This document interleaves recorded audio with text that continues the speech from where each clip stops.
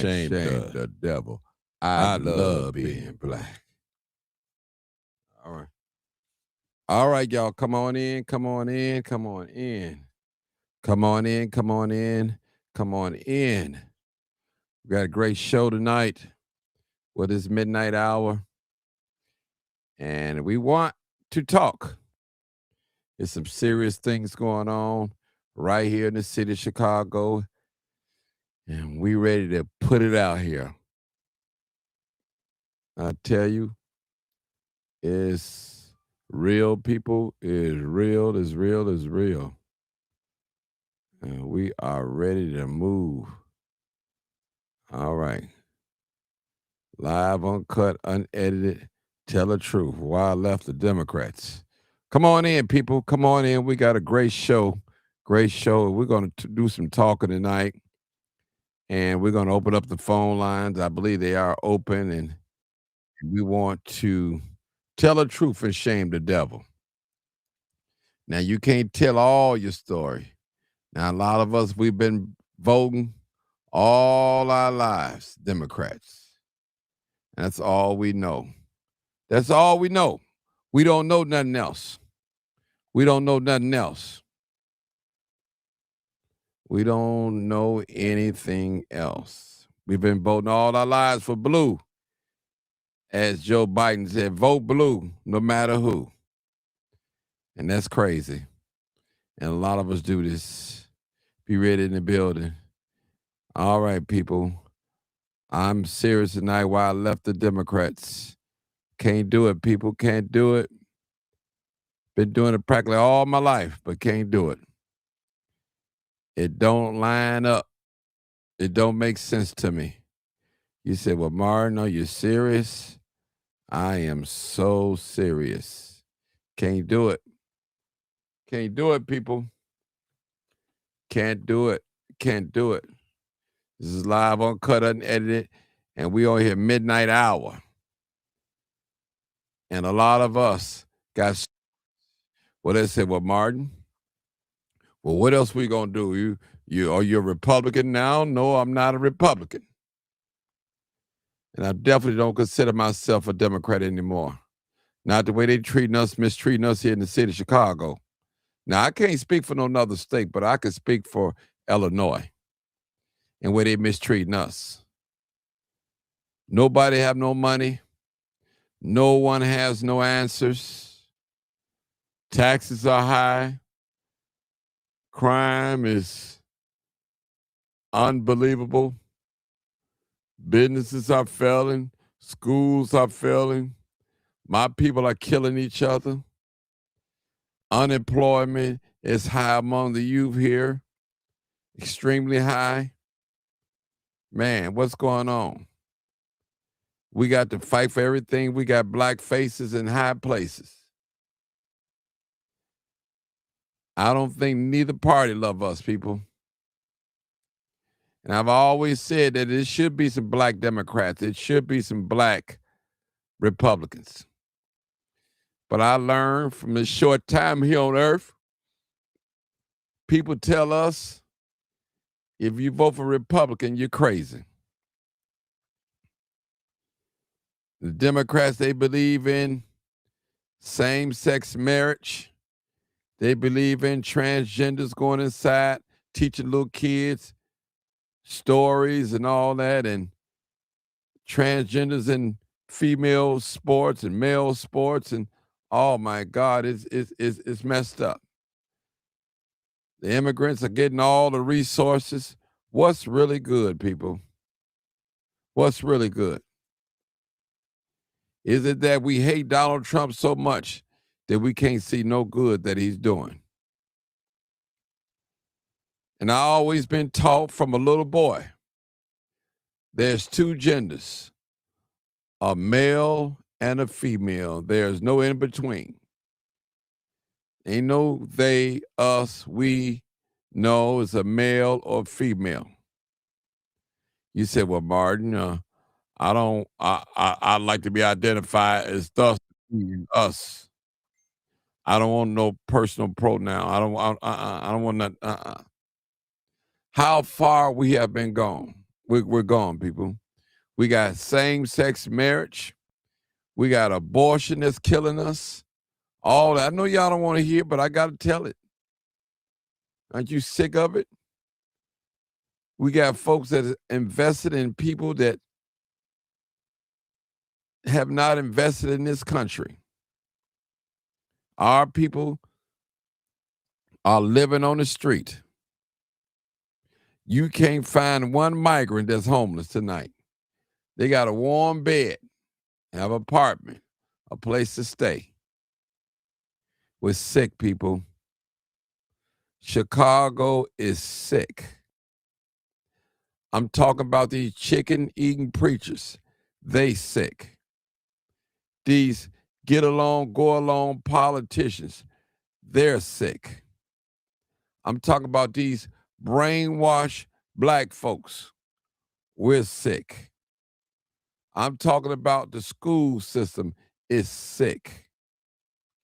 What is wrong with us, people? What is wrong with us?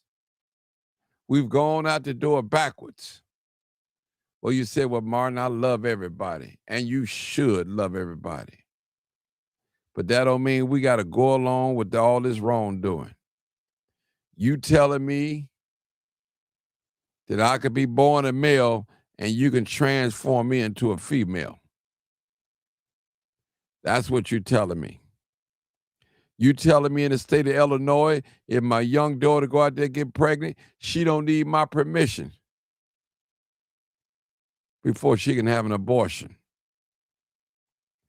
Oh, this is a tight subject tonight, and we need to hear it. We need to make up in our minds. Do we want what we want, or do we want what God wants us to have? Real talk. The Democrats of today is not the Democrats of back in the civil rights movement. Not at all. Not at all.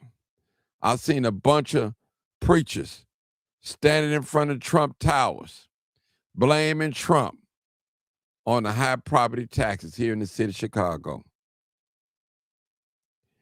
And we can truly say before man and God that Donald Trump isn't running the city of Chicago, have never ran the city of Chicago, especially our local politics. And if you look at the South and the West Side, step out your door and look at the South and West Sides where predominantly black people live. It looked like a bomb hit us. Vacant lots, abandoned storefronts, infestation of liquor stores, infestation of churches, all of them teaching different. Storefront churches, mega churches. What is wrong with us, people? What is wrong with a bunch of preachers get up and lie together, get up and lie and blame Donald Trump? What is wrong with us? What's wrong? Let's keep it real tonight. We don't want to make no excuse for no one tonight. We want to tell the truth and shame the devil. This is live, uncut, and unedited. We got a red light system here. It's not based on accidents. It's based on revenue.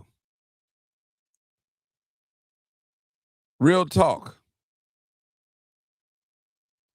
We got people here that's been on a waiting list for Section 8. All of a sudden, mysteriously, their name disappear off the waiting list. What's up with that? Especially black folks. Black people, we have to stop being so gullible.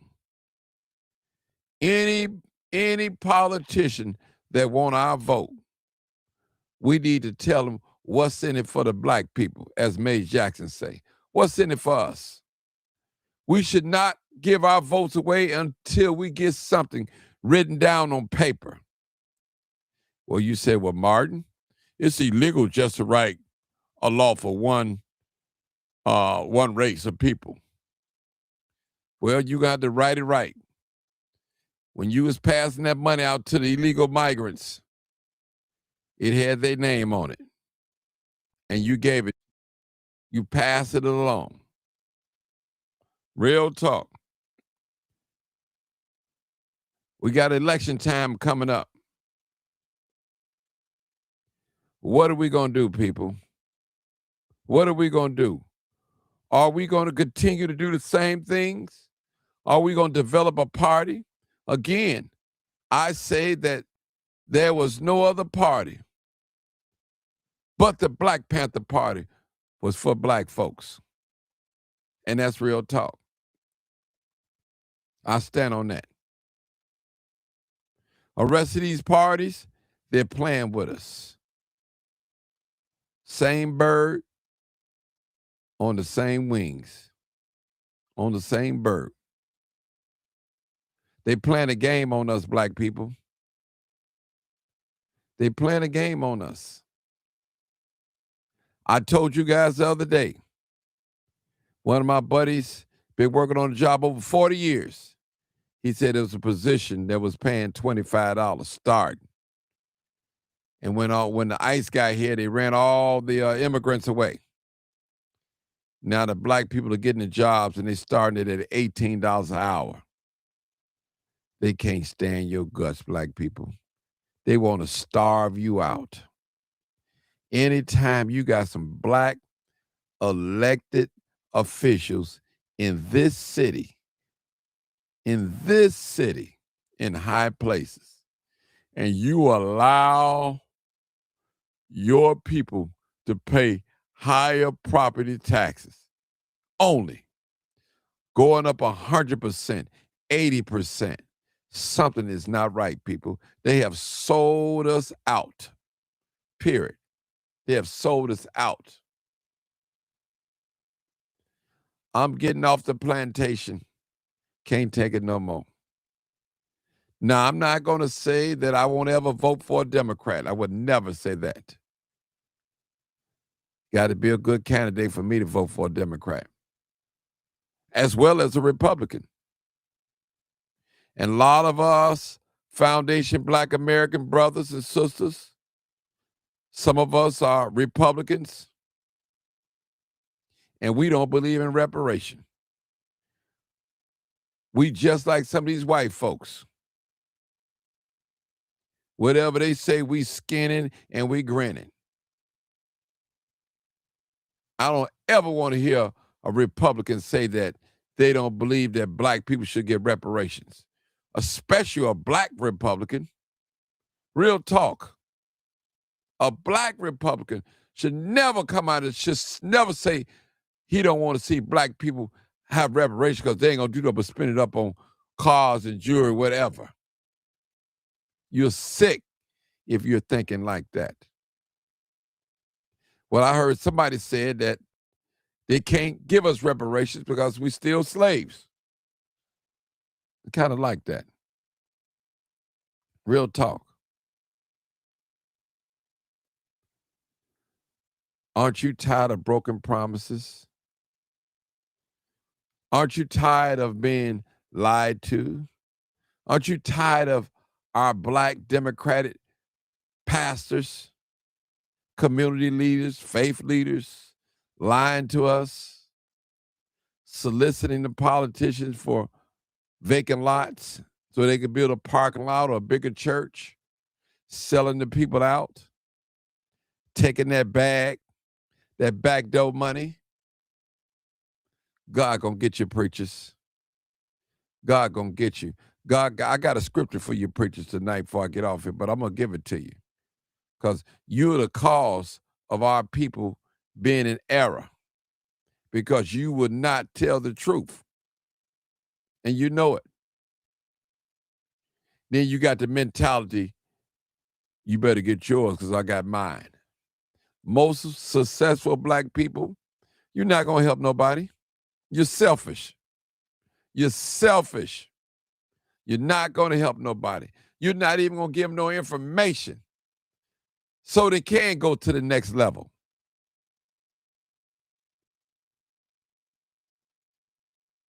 Black people in the conscious world, We say, if you won't change and you continue to do the same thing, it's called insanity. Now, black people, it wasn't the Republicans that raised our property tax here in the city of Chicago and the state of Illinois. We can't blame it on Republicans. We can't blame it on Donald Trump. We can't do it. It was the Democrats that say that they love us, that they are the party of the black people. That's who it was. These liberal, progressive Democrats. That's what it was. They smile in our face and give us nothing. They give us nothing. Look at your neighborhood. Your garbage being picked up late. Look at your neighborhood. Trash everywhere. Liquor stores just about on every corner. Churches. Overly aggressive police officers. Real talk. What are we going to do? How are we going to make a change? What are we going to do? What are some solutions today that we can bring to our city, the city of Chicago? And I know a lot of you that's listening to me, you no longer live in Chicago, but you have people live in the city of Chicago. You got ties to the city of Chicago.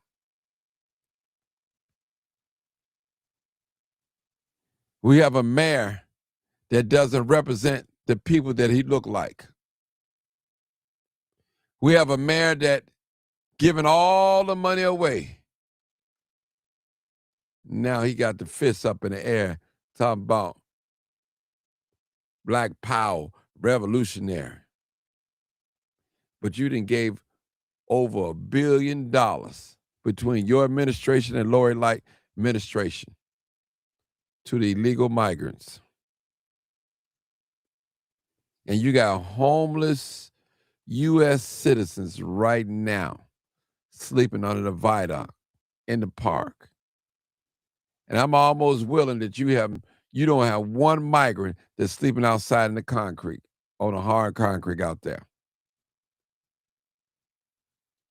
Make it make sense. Make it make sense. I think it's a scripture in the Bible that say, when the wicked rule, the people mourn. When the wicked is in power, the people mourn. Black people, we're sick. But are we sick and tired of our condition? Or are we just going to be like the dog that's laying on a nail and just keep hollering, fake pain, without doing anything about it? Everybody talk that Martin Luther King talk when they trying to get them benefits. When they get them benefits, they're not thinking about us. They running us out of their community, staring at us. I guarantee you, if they get the numbers, they're going to run us all out. We're going to be like South Central LA. That's what we're going to be like. Nobody want to talk about it because they're afraid. They're afraid.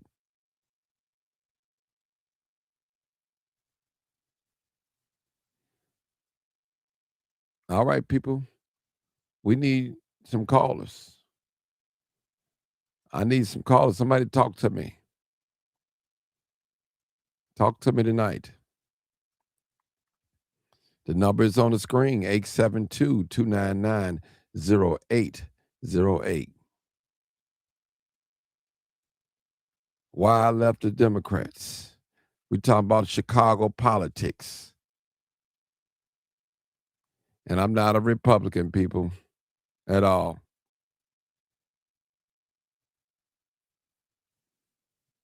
All right, I'm reading the comments. Somebody said, I don't live in a Black American ghetto. My neighborhood is integrated and upper middle class. Good for you. Good for you. You want a cookie? Good for you.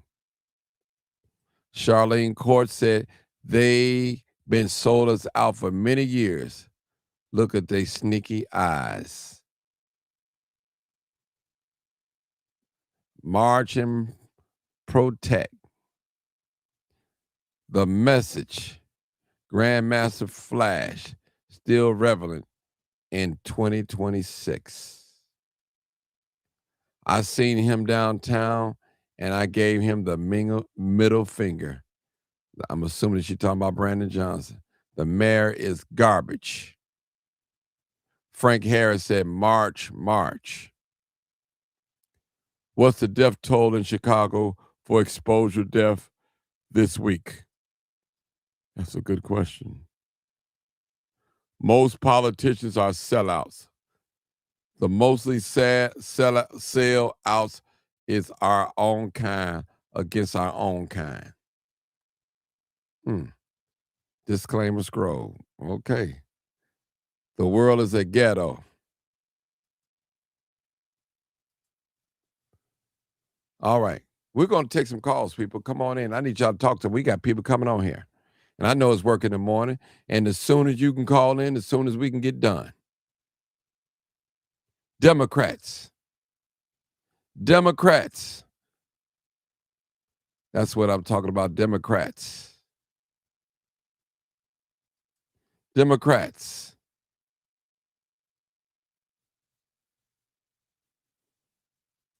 All right.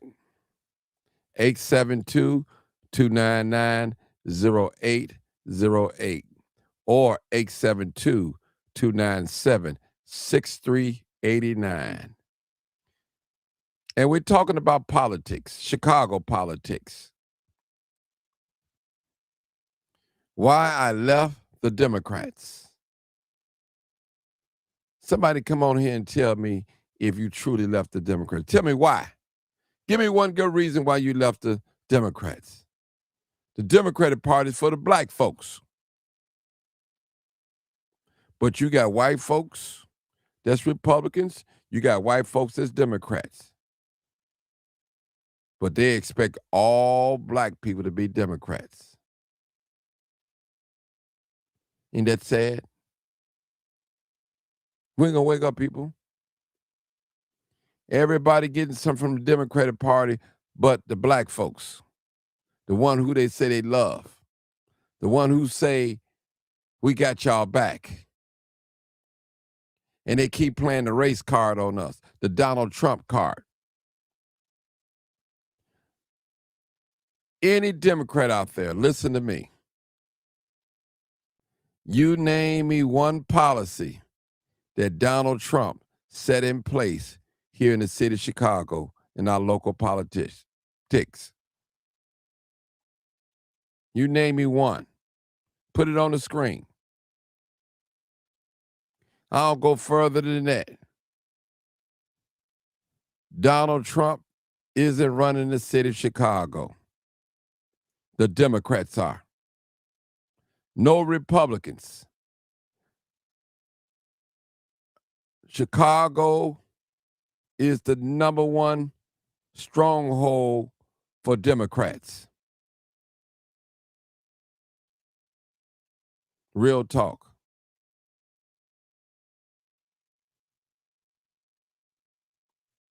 Can I get a witness? Oh, yeah. I'm talking about Blue. You know who? Yes, I'm talking about Blue.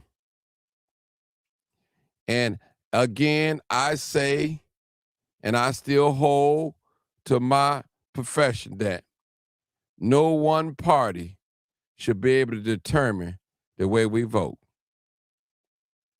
Not the Democrats nor the Republicans. They come into our churches and praise God with us. They come to our picnics and dance around and just to get our vote, solicit our vote, and we fall for the same cycle every 2 to 4 years. Bill. Something wrong with joined. us. Somebody playing a game on us, and we not get anything out the deal. Mr. Bill, you're live, uncut, and unedited. Crime Chaser. What's going on, Martin? Yes. This is a very important topic, especially to the people in Chicago. If a black person can't see that they've been hoodwinked, they just blind and don't want to tell the truth. Just as you said, there has not been a Republican in Chicago to set these laws and policy. And there's footage, video of the disregard and the disrespect that the city council and aldermen have for the black people that's expressing themselves for the stuff that they're doing. And I think Chicago is ground zero for the change. It's just that our people got to unite and come through. When it's time to be boots on the ground, it's time to be boots on the ground in the most masses that we can come up with. We got a few people that's out on the forefront. Got to get behind them, because a protest without a voice or somebody to lead ain't gonna get nowhere. You got a couple organizations that, man, they putting in the work. They might have started for themselves, and I'm speaking of Chicago Flip Red in particular. But those sisters are serious, man, and they are relentless. Forget about that it ain't a man in place. They took the lead. It need to be men in the back, man. And if we let this time and period go by without backing them or showing up, especially when it's time for election, and get rid of some of them seats just to prove a point. We gonna be out of there as a people. As you put on shows like this, and people are saying, they telling you, they watching what's going on here in Chicago. This program reached way more than the Chicago area. It's people all down in Texas, Georgia, all over Ohio. It's calling in and looking at what's going to turn out from your work and their work, man. I can't speak for nobody else's platform, because I don't really hear a lot of noise of other podcasts or people doing what y'all doing, and y'all together in many, many ways. And there's some differences in opinions, but y'all still together. I heard something. I was listening to one of Claude Anderson, Dr. Claude Anderson, old tapes, and he said it's not the who you fighting against, but who you fighting for. Who you fighting for should be black people. And anybody else that gain afterwards is fine, because that's what other nationalities have been doing. They fight for themselves, and if we get some kibbles and bits behind it, that's what we get. But I appreciate uh, um, your show in Chicago, Flip Red, and it just takes some. It's gonna take some strategy, some money to get this accomplished, man. To show these people we not playing because they just showed they're not playing with us in Chicago. And is this rollover? It's gonna be just like you said, like Los Angeles. Train got to stop somewhere. That's all I got to say for right now. Mhm. Well, I'm gonna say this: no matter who you decide to vote for and who you decide to roll with, I'm sorry, people, who you decide to roll with, that's your choice. I can't tell you what to do. I'm not on here reporting. Promoting Chicago Flip Red or the Democrats. I say vote your choice. What's right for your people? Because I don't want us to run all to the Republicans and we don't get nothing. We got to put some pressure on them for that too as well. They got to give up something. We want something. Trust me. We're the only people that put people in office and don't get nothing in return. Yeah, they'll take care of a few activists, a few preachers and community leaders, and that's it. And they feel like rest of us we don't deserve anything. We don't know what's going on.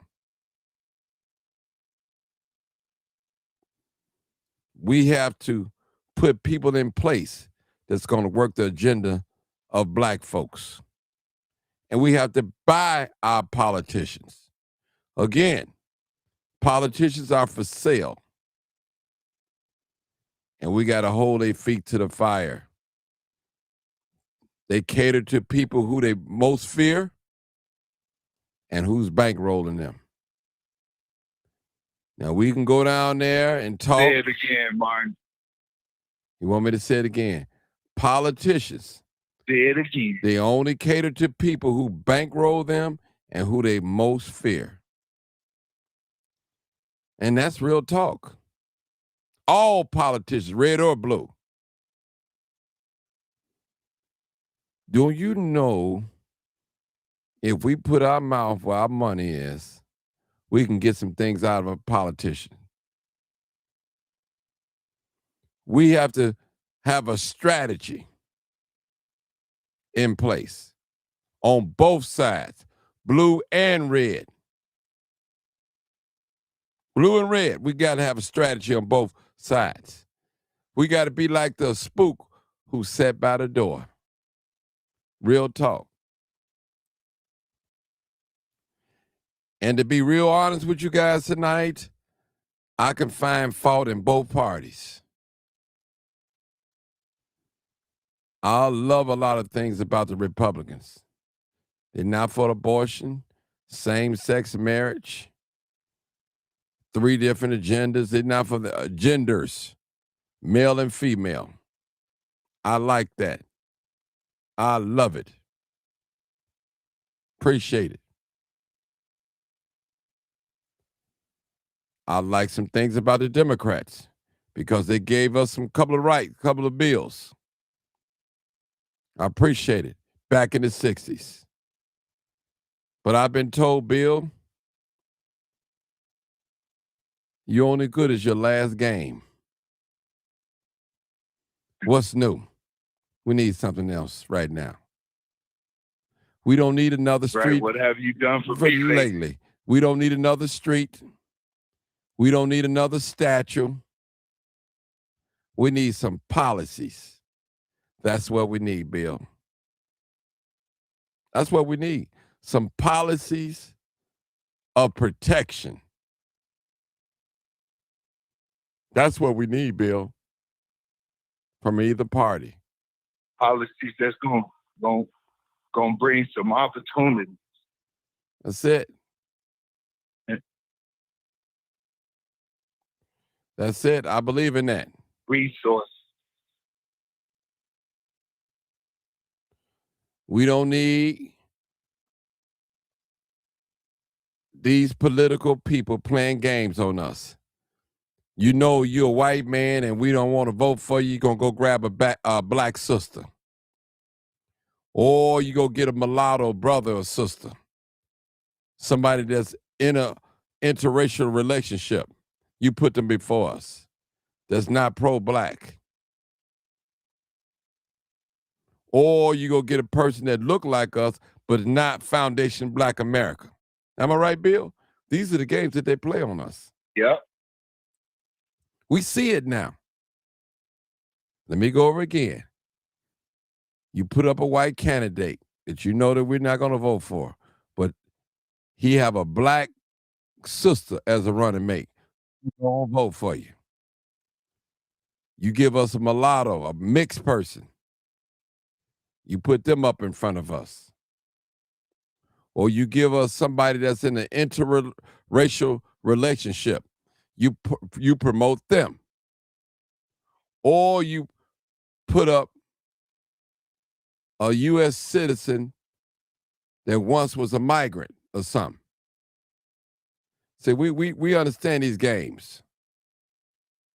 Yeah, first generation immigrant. Yep. Or should I say second? Right. These are the games that they playing on both sides. Can we see through it? Let's think about it, people. What can we get from the Republicans and what can we get from the Democrats? Now, if we flip Chicago red, where are our candidates for mayor, for alderman? We need some candidates. We definitely need that. We definitely need that. Or if we decide to stay blue, who are we going to put in that's not a part of the clique, the machine? Real talk. That's not going to bow down to the machine. You're right. But it's crazy, Martin, because not only in Chicago and on a federal level, it's like every black person that's there will not have no starch in their back, man. I don't know what the fear is that they feel so condemned or so wrong that they can't stand up for their own people. And one thing for certain, them people ain't gonna never respect you when you don't stand up for your own. They might laugh in your face. They might give you a few kibbles and bits, but they ain't gonna respect you.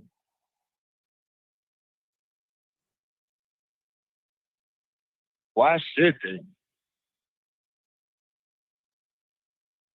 Mm-hmm. Mm-hmm. And y'all tired of playing the game? We got another caller. Another caller coming on in. Bernard Phillips said America has sold us out over 30 years plus to corporations and special interest groups. All right, we got a new caller coming in. All right. Something had to be done, people. Are you satisfied with what's going on, what we see? Oh, we got Brother Marcus. Has joined. Brother Marcus, talk to us. Yes. Talk to us, Brother Marcus. I just want to say this. It ain't about the people. It's about money on both sides. People who run for office, they're not running because they care about the people. Let's keep it real and shame the devil. It's about money. They're running for the position, for the money. Some of the rich folks, they're running for power. They got money, but they're running for power, control. And it's in the best of their own interest, not the people. Just like these soldiers. No offense to the soldiers who fight for this country, but they're not fighting for the people of this country. They're fighting for the rich that runs this country. So it's about the money. The black politicians that run for office, the ones that are dead are the ones that were for the people. The ones that are alive today, many of them are about the money. A lot of these activists, they weren't out there for the people. They was out there for their non-for-profit organization about the money. They take a few pictures, show a few kids shoveling snow, but they're getting money. It's all about money. And until people start doing things from their heart, ain't nothing gonna change. Even in the church, it's about money. They use that quote, "Will a man rob God?" to entice people to pay tithes, whether it's their last dime on rent or whatever. They're tricked, they're duped into paying tithes, thinking that if they don't pay their tithes, God ain't gonna bless them.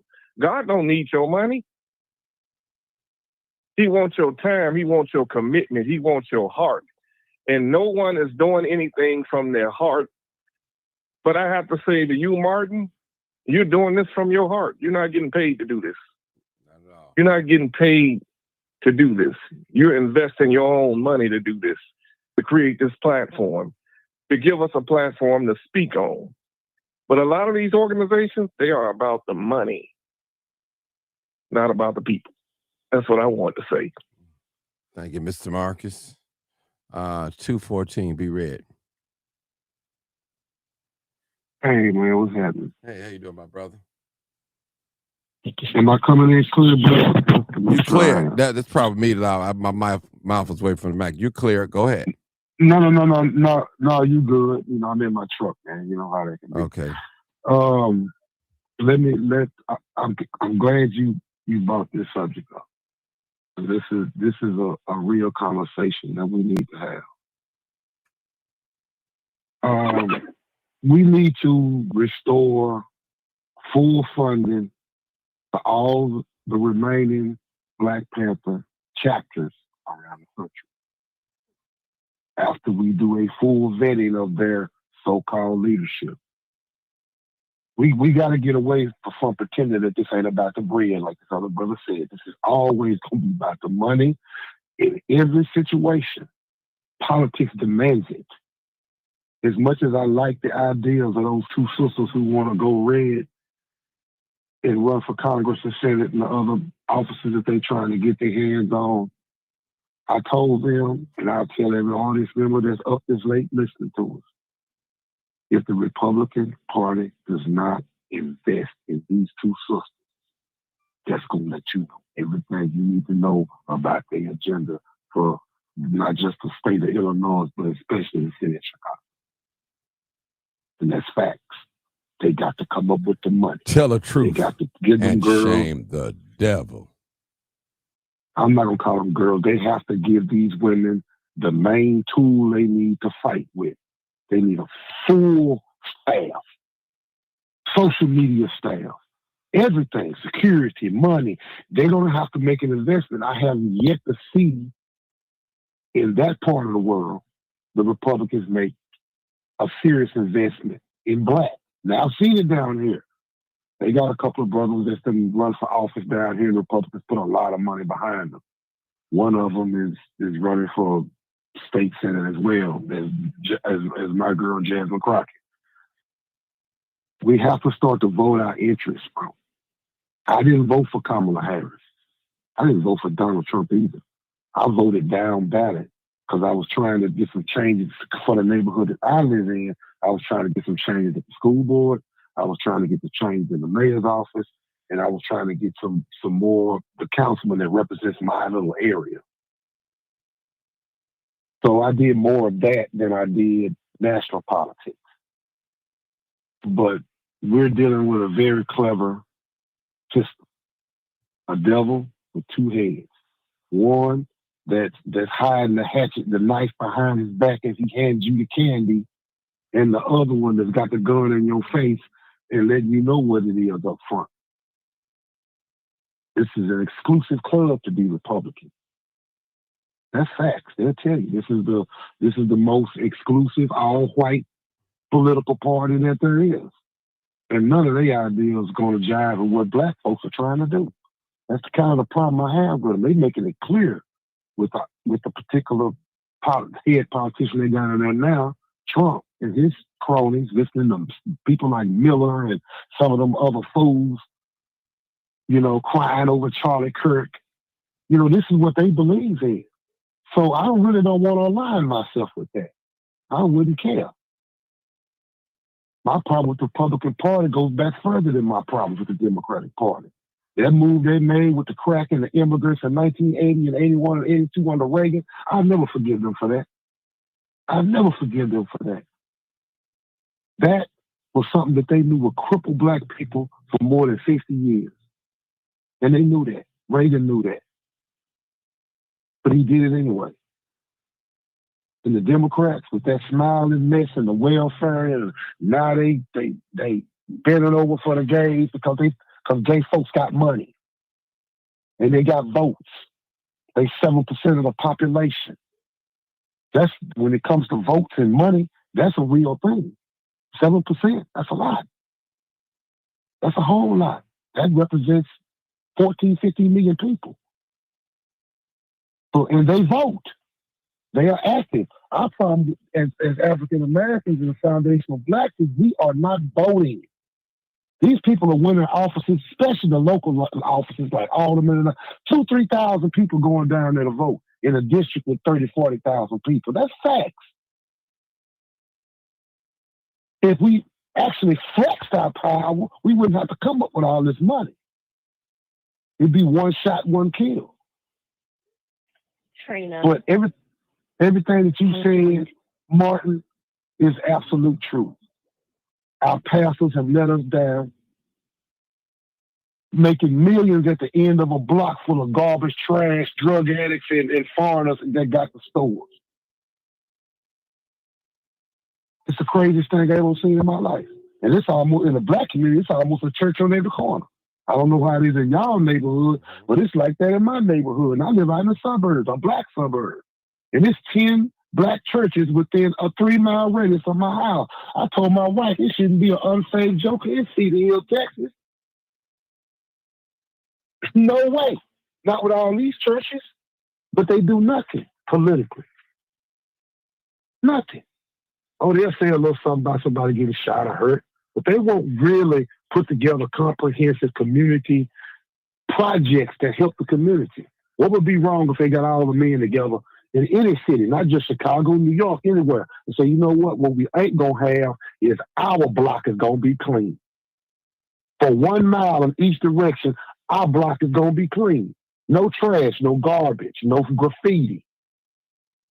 They don't think that way. They don't. The pastor and his partners driving Benzes and Roses and whatever they can afford, flying private. They just abusing the system. And they're going to burn 7 times harder. That's written. So, Martin, I'm going to stay on with you. I can't sleep tonight no way, so I'm going to stay on with you. And I land my plane right there. If you get somebody else involved in, we can have this conversation, because this is one that needs to be had. What we going to do? We need to split this devil in half and go back and fund our Black Panther Party, put real leadership in it. Mm-hmm. It ain't about them guns. We got enough guns in our community to shoot the world down. Don't you feel funny when you see that, Martin? You see these dudes dressed in black with guns. It ain't just about guns in our community. Mm-hmm. We don't need another gun. Won't y'all go build a factory, open a tire shop, employ some of these young brothers, teach them something. Open a mentoring program, teach these boys how to do plumbing, electrical work, AC training, work. Yep. Yeah, I mean, next time I see one of you fools with a gun with 8 bullets in it, I could scream. Because if you start something with that wood, he gonna pull up there with a tractor trailer full of bullets and guns and people that know how to use them. You ain't got a chance that way. Not a chance. I would have rather seen that with like you said, Mark, with a broom and a shovel and some trash cans and trash bags. That would have been a powerful statement. Man, we finna clean up our community. Yeah, he's standing there with a gun that's flexing in front of the white man like he gonna really do something. Well, go sit down somewhere.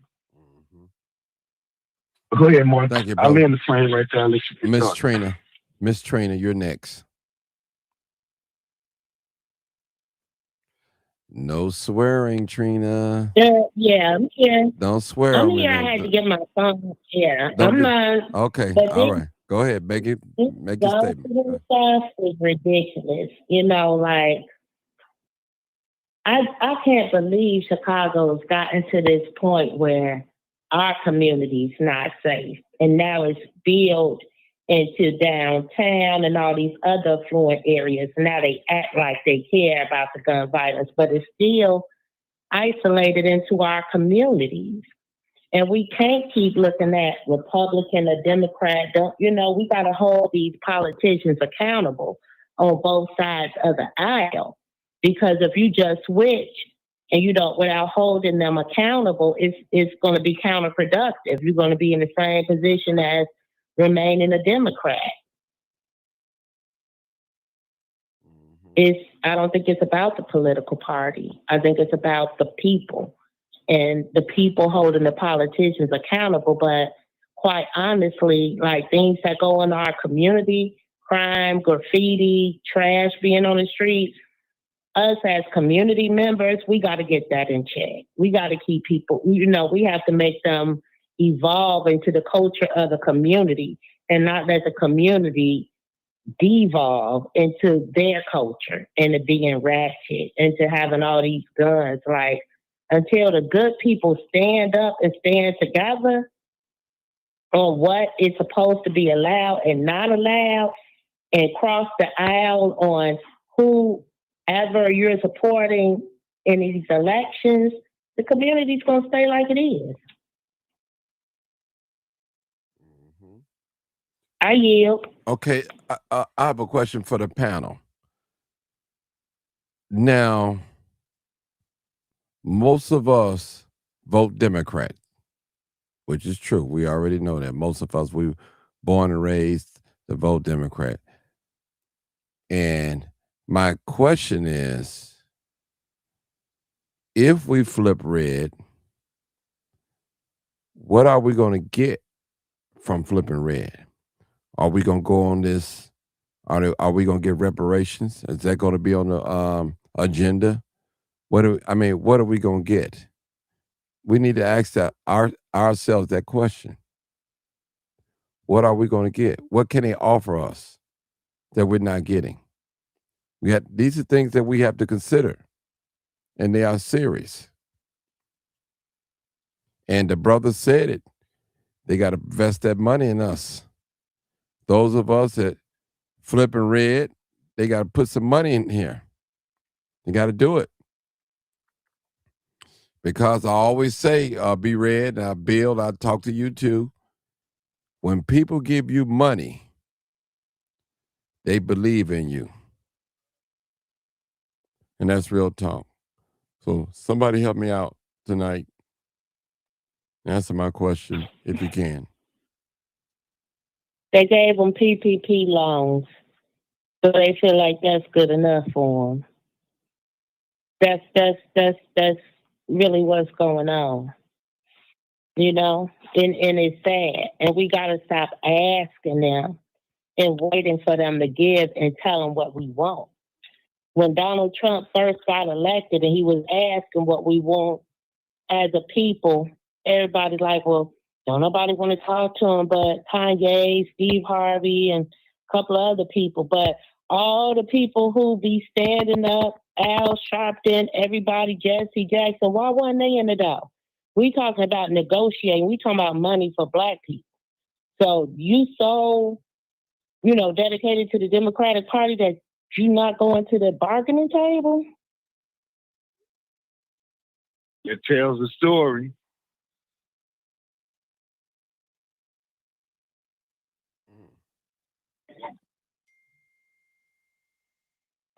But we Well, and gotta I put think Oh, okay. I mean, we got to make it make sense now. Now, let me just say this, Bill, real quick. We got a special politics here. I mean, very special. Now, you may have some Democrats that don't carry on the way they carry on here in the city of Chicago. But all we have to do, Bill, those of us that live in the inner city, step out and look outside and look at our communities, Trina. That's all we have to do.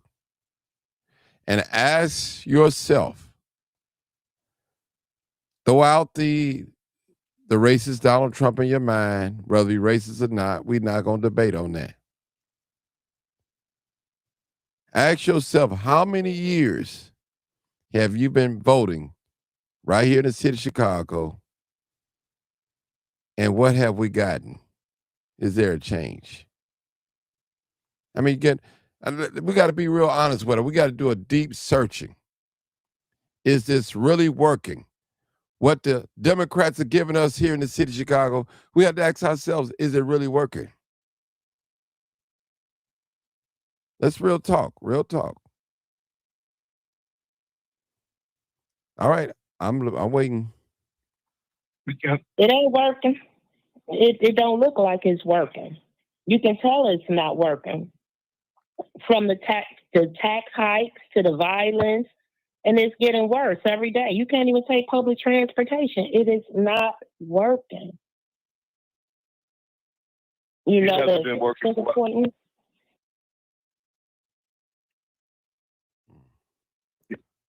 I'm sorry for interrupting. Go ahead, Trina. No, I'm done. It hasn't been working for a long time. Like y'all said, look at the neighborhood, and just because you don't live in the hood no more, don't mean you shouldn't be fighting for the hood.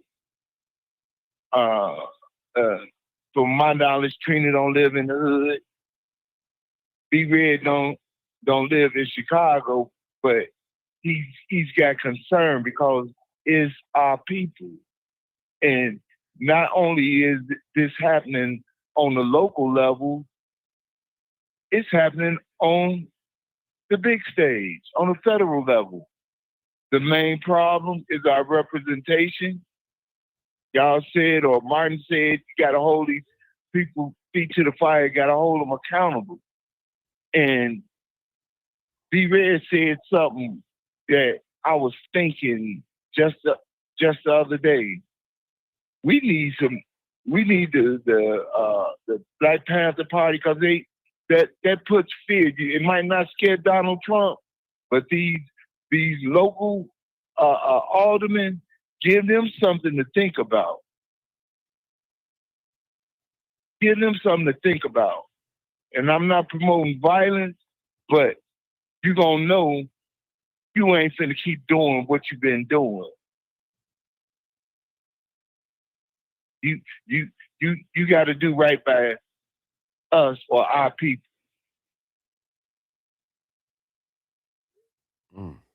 When it's been wrong for so long. I don't know exactly when Washburn closed or some of these other trade schools. We need those. We need those for our people and our young men. They move the goalposts every time when it comes to us. You had to have certain certifications and go to trade school, or now they want you to be in college. But these people coming over here and getting these jobs that ain't got proper training here.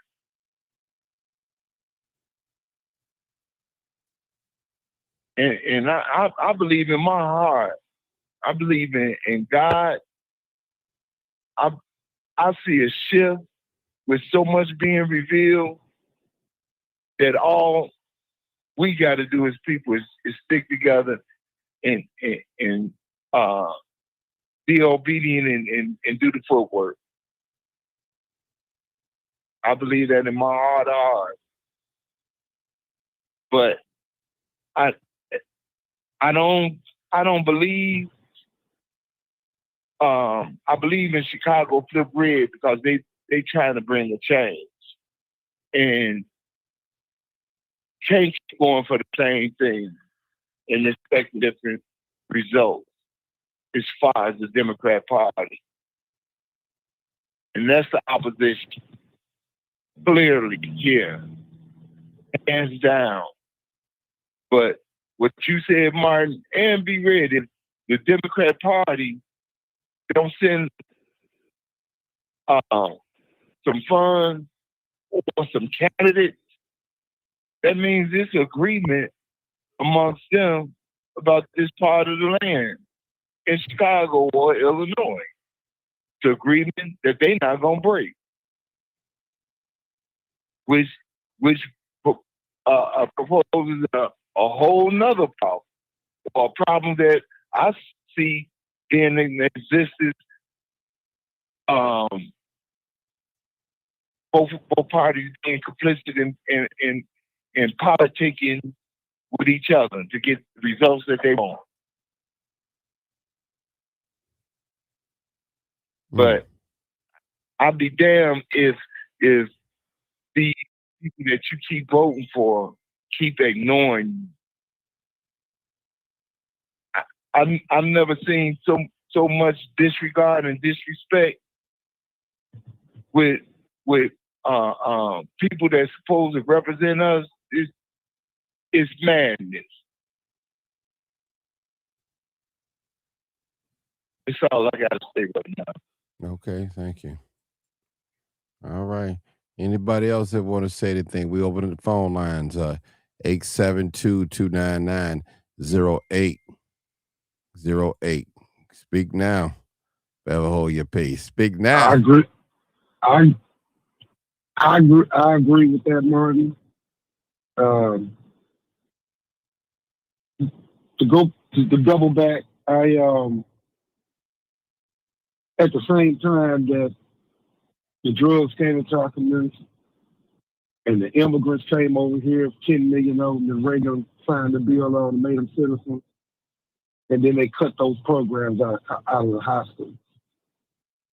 So even if a kid wasn't good at English and history and social science, he might get in the mechanic class in there and be a cold-blooded engine builder. Get his own business. Stuff that we used to have, bro. I was reading the article the other day, Martin.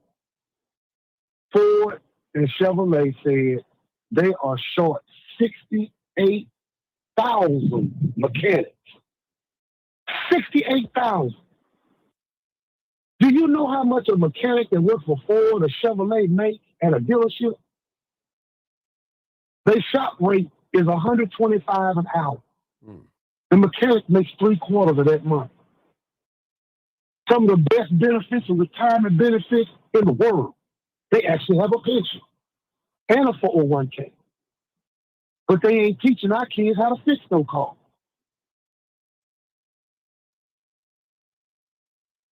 That's 68,000 six-figure jobs that they could take in their junior and senior years of high school, come out with their certification and their toolboxes, and go to work at a dealership making $80, $90, $70 an hour.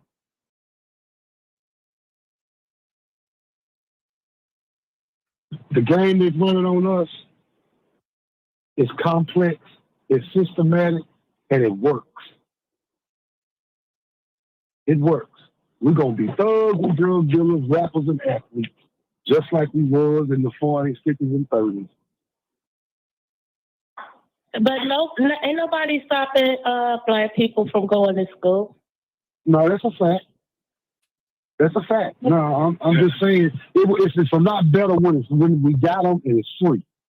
Because to go to mechanical school, let's say Lincoln Tech is the place we got here in Dallas. I don't know if they got one in Illinois. Lincoln Tech is a 2-year course to be a mechanic. That's going to run you $25,000.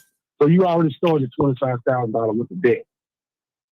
It costs more than that to be a beautician. So if you want to make money, you got to invest in your education. Hell, You're absolutely right. They're not going to give you, they're not going to teach you how to make, you know, with a skill that's going to sustain you. They're not going to give you that for free. And the programs they got in the high schools is limited. You know, they got that at Thornridge down the street, but how many students can enroll in the auto, you know, the auto course? I don't know how old you are, but when we were going to school, you could get out of high school with all your certifications and all those three things. I'm talking about now, though. Well, yeah, you're right. Now, you're going to have to go and pay for it. But the government got programs for that. They even offer some of the programs in prison. And them guys don't go down there and get it. Some do, some don't. But it would be nice if they would reinstate those programs. And they're just not going to put them in black schools. They're going to put them in white schools too. But I'm just saying it would be nice if those programs still existed. It's just another avenue. It's just another street. Colleges are all free now, right? If you're a Chicago resident, the city colleges are free. Oh, okay. Well, it's not like that where I'm from. I understand what you're saying. Yeah, but if they are free, they need to start letting these kids know. They still need to start letting these kids know. Hey, here's a job you can make $70 an hour. Yeah. Well, the young men think they want to be rappers and sports people, and the young girls want to be on OnlyFans and in the club. So, yeah, they ain't got a lot of people leading them in the right direction. It's a lot of programs that was cut out in Chicago schools that the suburbs and predominantly white schools still have.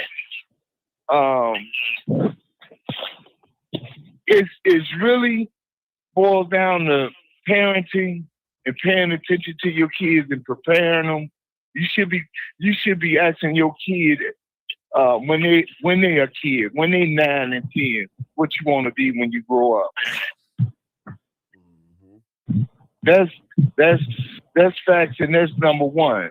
But be realistic and know if your kid ain't doing good in grade school and ain't doing good in high school, you know by they first to second year if they college material. And college ain't for everybody. And if you ain't picking the right major, you setting yourself up for failure. Mm-hmm. A lot of times people go to college. I've seen it even within my family, just to say they got a bachelor. They can't use it. They take some lane that there's not even really a market for. You got to look at the sign of the time. Okay. Accredited school. Hold it, guys. I will say this. Go ahead, Marcus. Go ahead. I will say this. Chicago public schools have failed in poor communities to prepare kids. The grammar schools failed to prepare them for high school. Now the high school got to deal with them and get them ready for high school. By the time they get out of high school, they're not prepared in college. Some kids go straight to a 4-year university. They're not prepared for it. That's why they go to a junior college. Junior colleges, I would say this based on my own personal experience.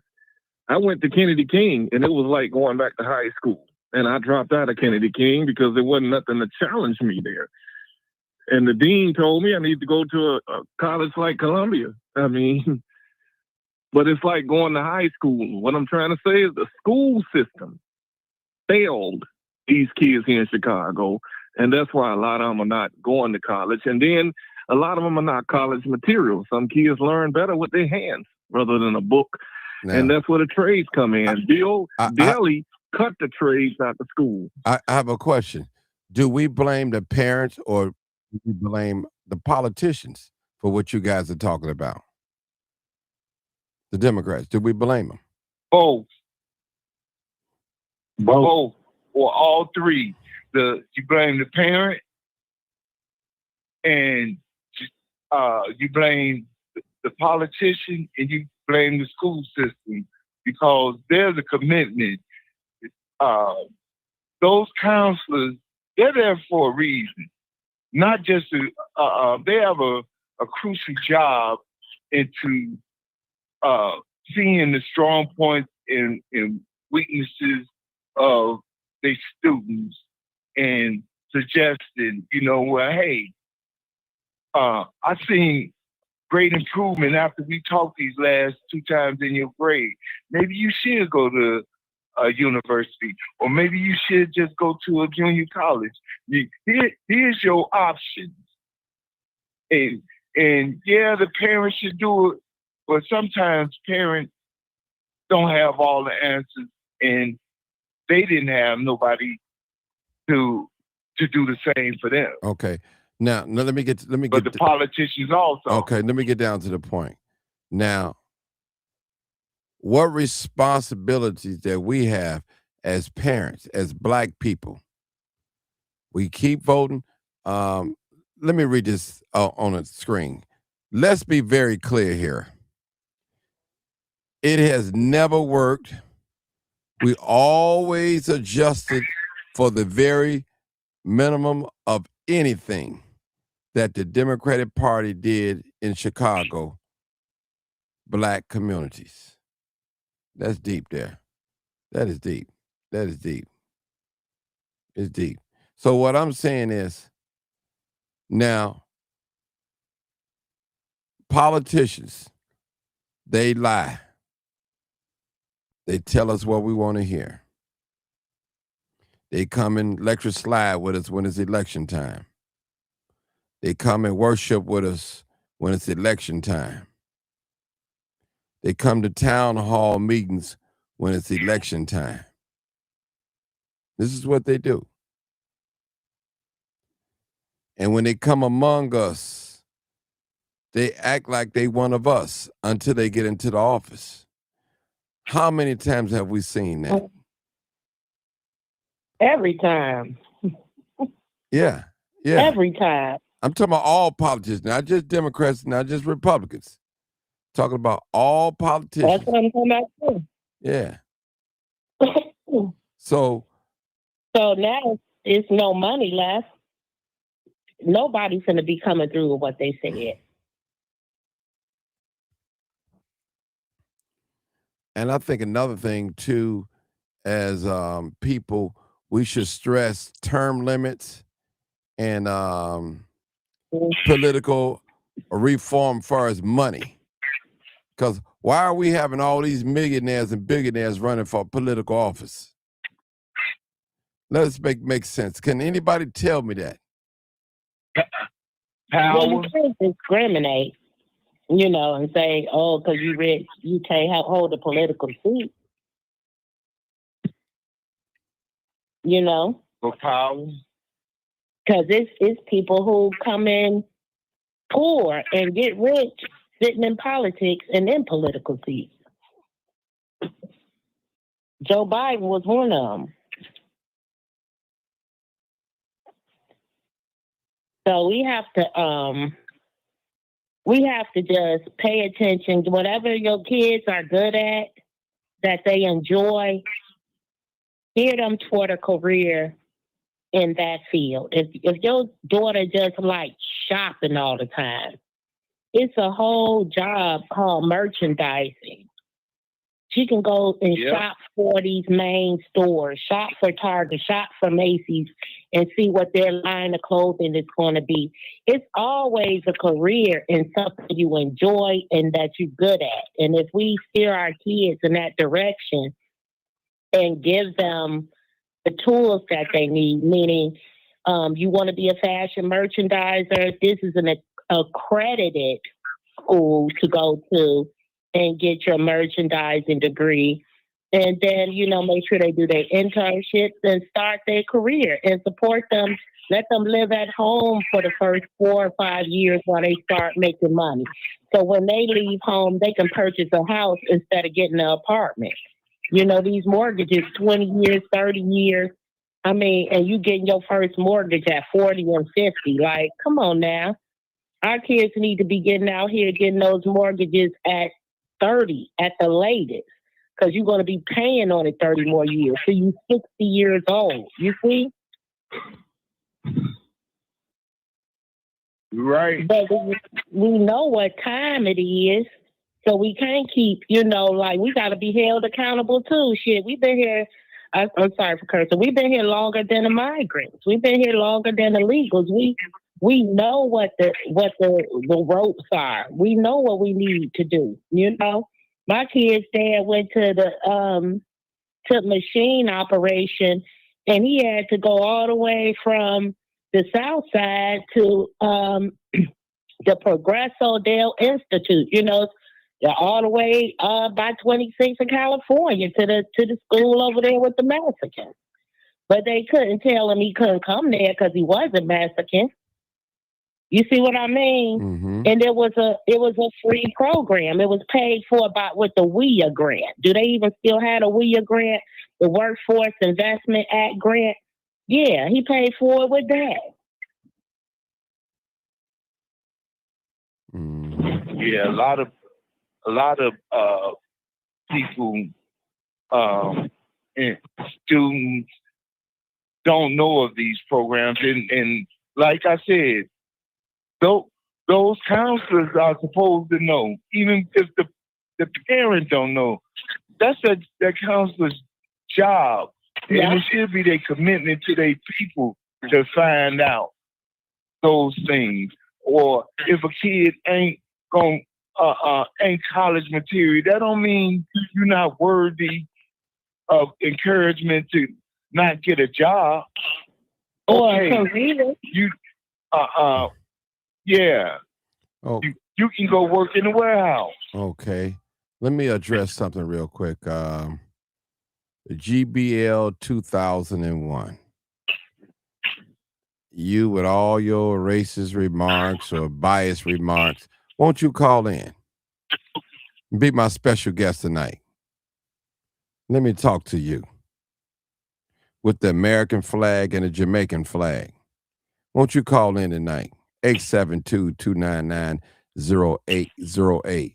GBL 2001. You're always on here. Hey, Martin, Yeah. before you can I please shut this joker down?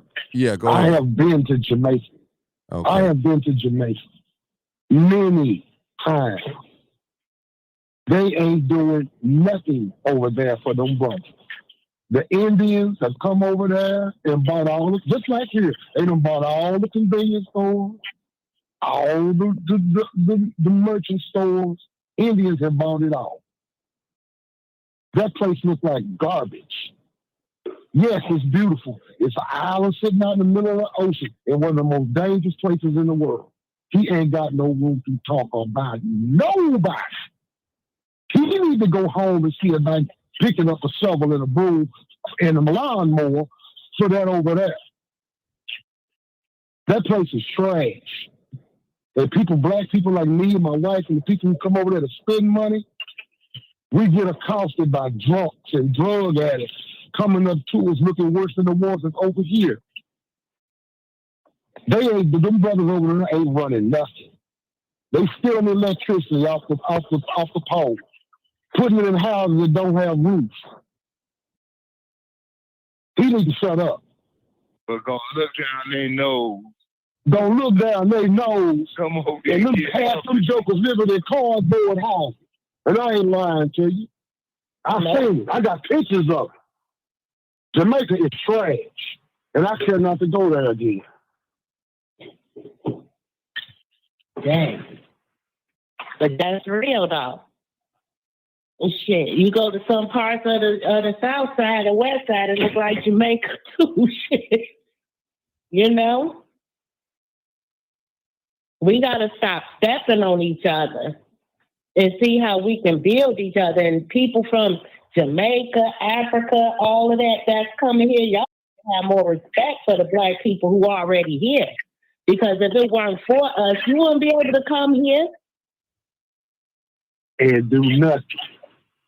And we came back, nothing. y'all. Hey, When they stole us hey, from the islands and from Okay. Africa, they ain't come back for us. Hold on, y'all. We got a caller.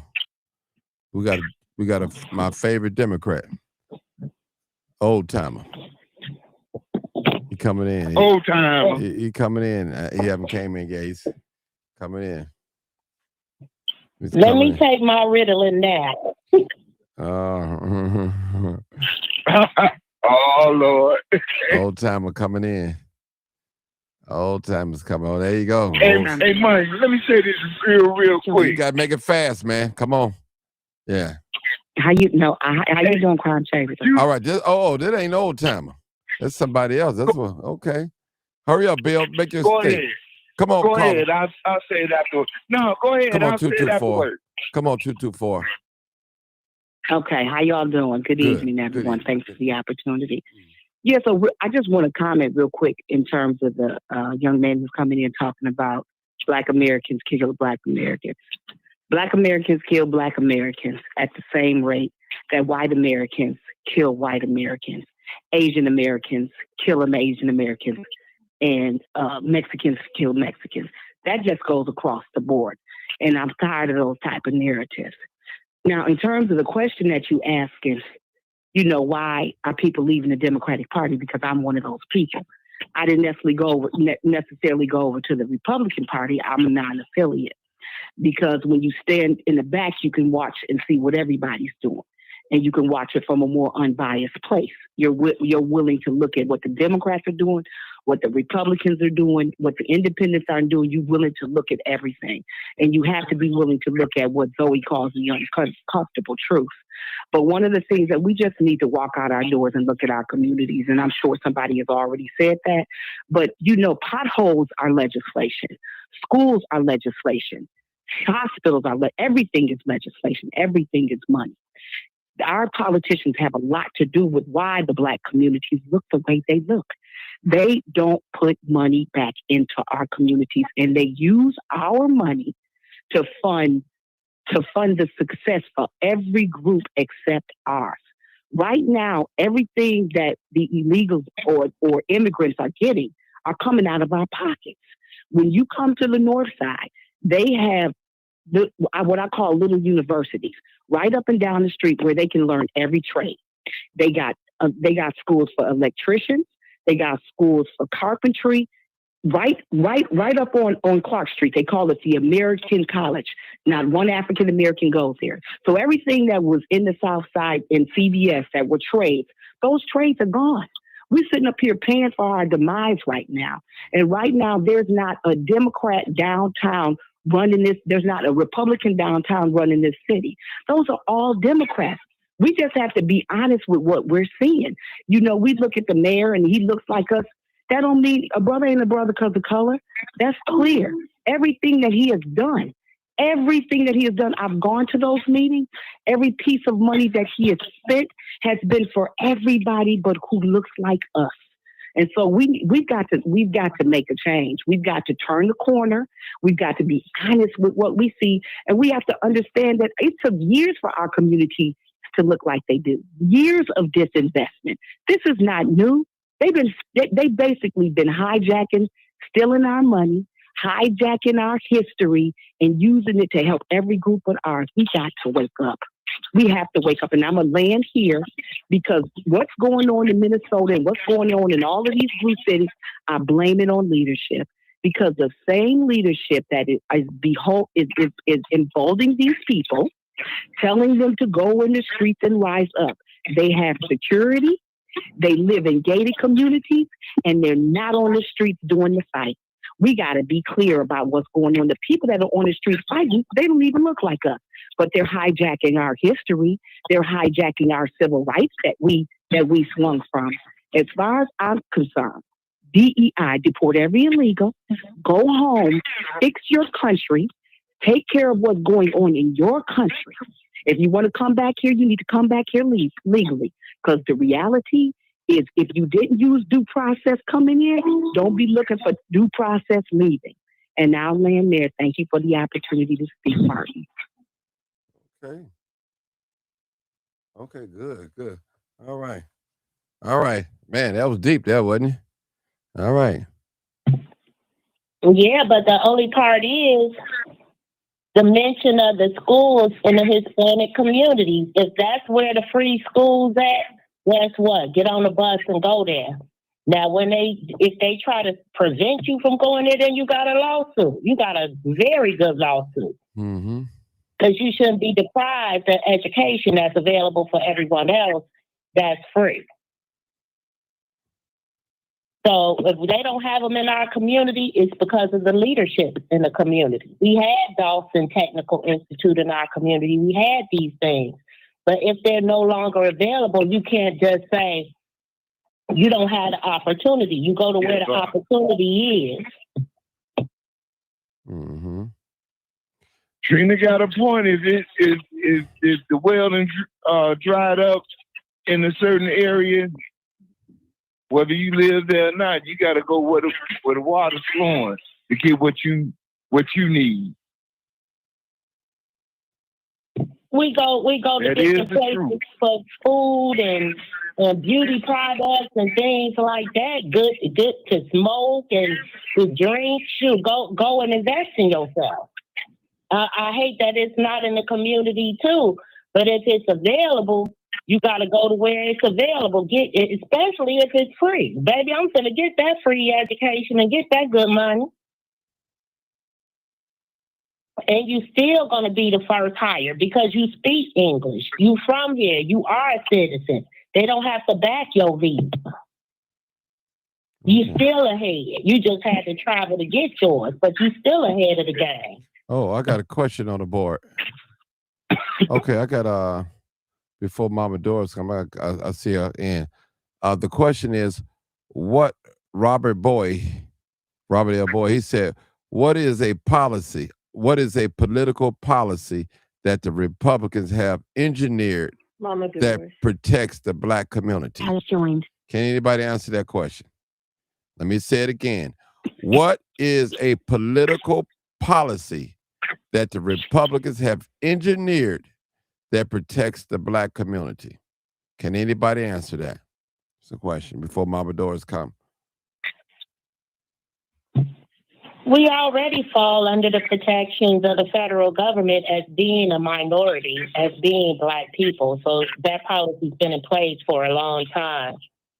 And it's multiple minority policies to protect any person of color, not just Black people, but including Black people. But we're talking about Black folks. Okay. All right. So basically, it's nothing that has been to protect us since the Civil Rights Act, but the Civil Rights Act of protection is something that we should have had as any human being. They didn't give us nothing that was specifically for us. They gave us the same thing that any other person, human being, should have been getting. Let's make that perfectly clear. Yeah, it was changes. It was better, but the system still had its flaws. It didn't. It just wasn't. It was illegal to kill people, whether they was Black or white. Okay. But they didn't. What they did was gave us what we should have had as human beings. Basically. Okay. I mean, nobody really answered the question. What is a political policy that the Republicans have engineered that protects the Black community? We're talking about policy now. Policy. Zero. Absolutely zero. And they're not going to come up with a policy to help black folks. And the Democrats only did it so they can stay in office. No, we don't. That's what LBJ said. And they have the Republicans that have never came up with a policy that said this policy is specifically to help FBA. This is a policy that's going to protect them from this or advance them in this area. That's it. No. They won't even give the schools, the black colleges, the money that they've been holding for years. Trump gave them a little bit of it, and he didn't give up the rest of it. Mm-hmm. Okay. But seeing how far we have come as black people, no, does there need to be a policy in place? We're a long way from. Well, we definitely need some protection. I mean, how could a hate bill? Because Martin, can I say something about that? Because I do know some politics specifically. Okay, well, come on with it. Johnson Reed. Okay, so first of all, so one of the things that the brother just mentioned, when Trump put the line item on, when the presidents come in, he created the line item for the money to just be allocated directly to the HBCUs. That's one. The First Step Act, that was to basically overturn what Biden did with the crime bill and allow for nonviolent offenders to come out of hold it. To be and real transparent. And I know other people. Yes, to be others were able to. Yeah, but to be real transparent, the First Step Act didn't start with the Republicans. It started with the Democrats. So I'm just to be real transparent with you, but but go ahead. Go ahead. It did start with them, but in terms of it really being implemented, that was, Van Jones went to Trump specifically because when he had asked during the Obama administration for it to be done, they told him no, wait for Hillary Clinton to implement it when she got in, but she didn't get in. So he went to Trump, and Trump implemented what was necessary to really get the First Step Act moving. Also, when he did those empowerment zones, those were specific for black communities. That's what the empowerment zone was for. And another thing that he was about to implement, which is, and I'm no Trump supporter, I just look at the data. Mm-hmm. And one of the things that that $500 billion platinum plan. See, this is what really upsets me about African Americans and why I always say they ask for small and take it all. Because when Trump came and he spoke to the black journalist, the female black journalist, all they did is use that as an opportunity to insult him. They should have asked him specifically about that $500 billion platinum plan and asked him if he was still willing to implement it. But they were more interested in insulting him so they could buddy up and be on the side of the Democratic Party. So they were worried about their own jobs and reputations and didn't want to make themselves look bad. So they didn't ask him about the $500 billion platinum plan. Those are the type of things that we need to be going and sitting down with him and speaking about, because I don't care what administration it comes from. Green is green. Resources are resources, and we need them in our communities. And I heard what the sister said about travel to wherever you have to go.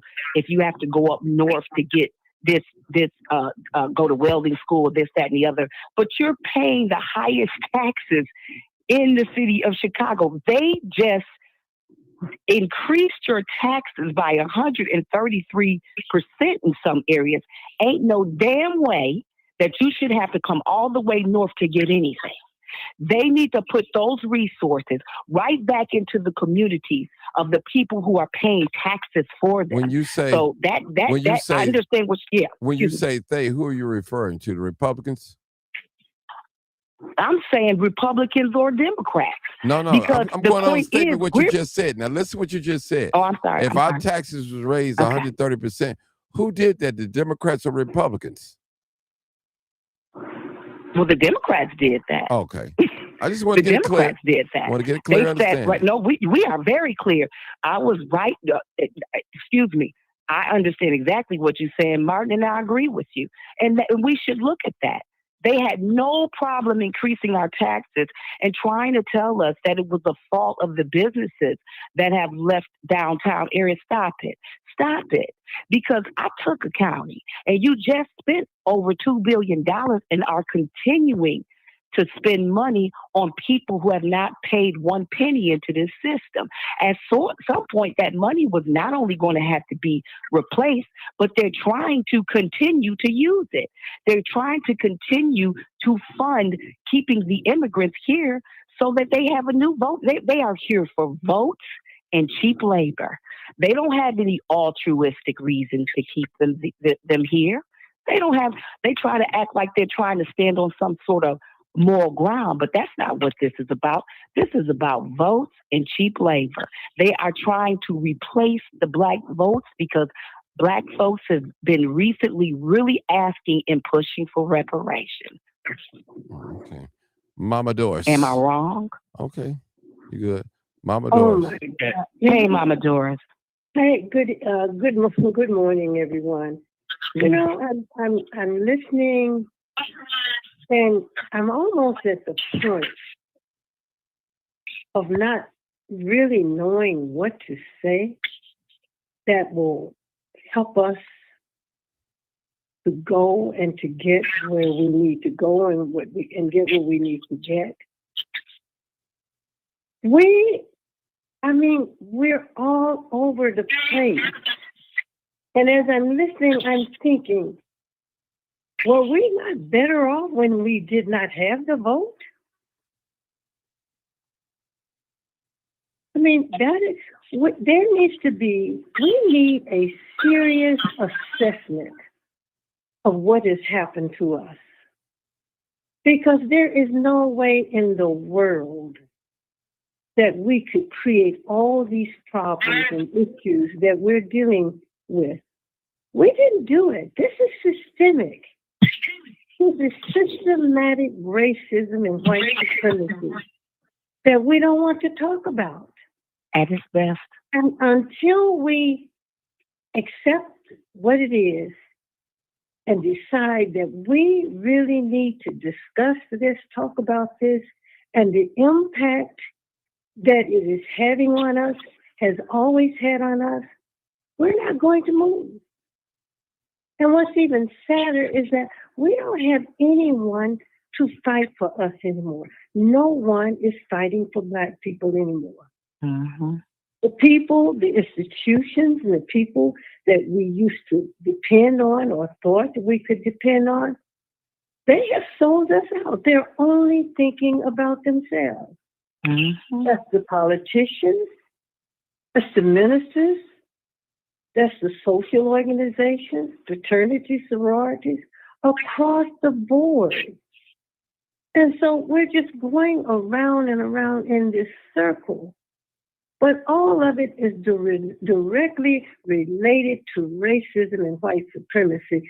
It is a system. And it's the system that creates all these policies. You all have talked about the school. The young lady mentioned going up north, or what, to get those people are not going to allow us to get in those positions. The Hispanics don't want us in their schools. The whites don't want us in their schools. And they've taken everything away from our babies in our own schools and in our own communities. That is systemic. Those are policies. And I just pray to God that we can, a day will come when we can come together, as many as possible, to do an assessment and analysis of what is going on. We did not create these problems by ourselves.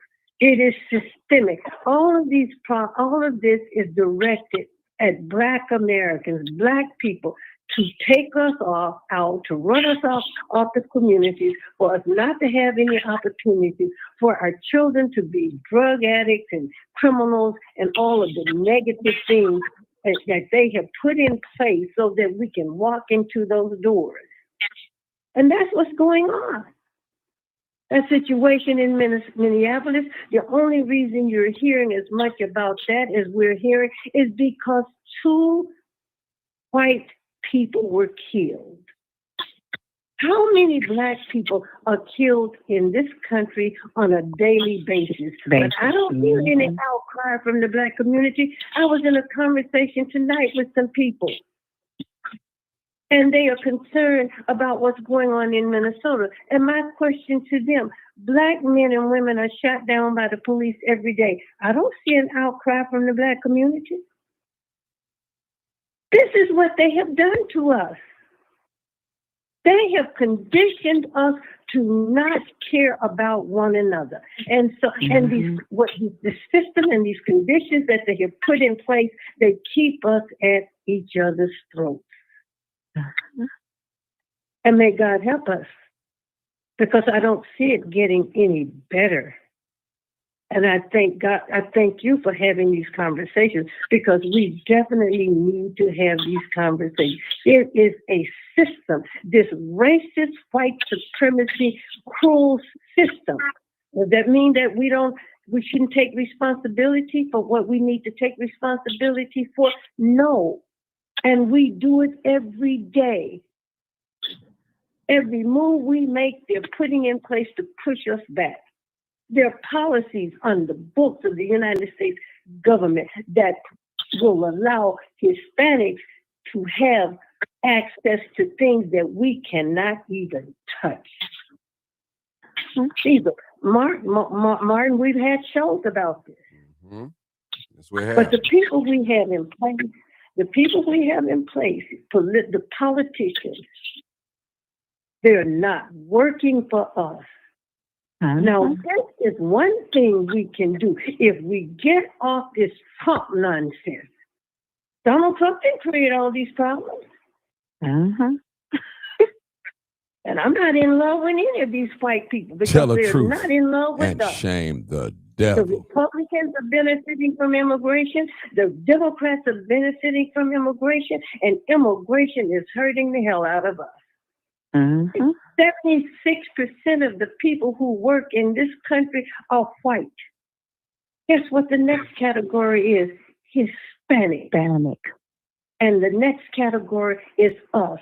And the last category is the Asians. Do you see how, and Dr. Claude Anderson has talked about this. We've had scholars to tell and people to talk to us about this, but we did not listen in the way that we should have been listening. But it's going to get worse, and they're forcing us to have these conversations, and it's good, because 10 months ago we weren't having these conversations. It is systemic. It's systemic racism and white supremacy. It's about white people fighting for power. Up there in Minnesota, that's white people fighting white people. That's what the World War I and World War II was all about. That's what the American Revolution was all about. It wasn't about us. We were brought here for the purpose of continuing to make money for white people.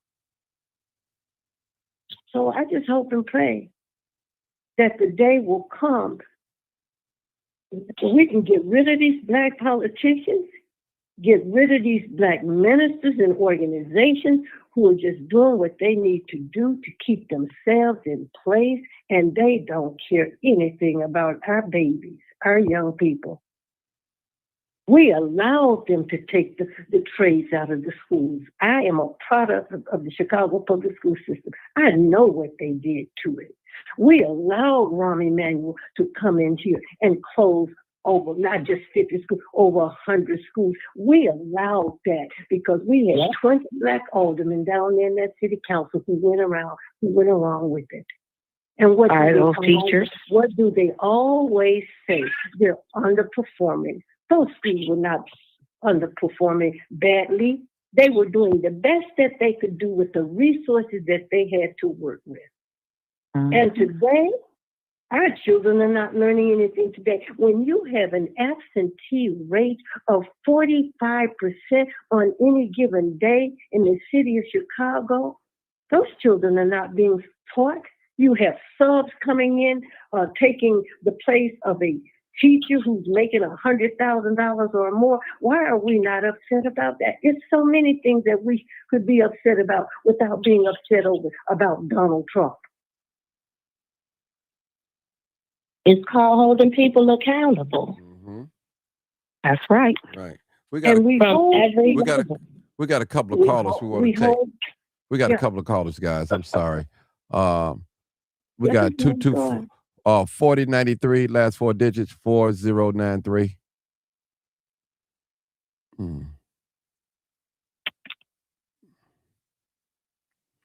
Caller.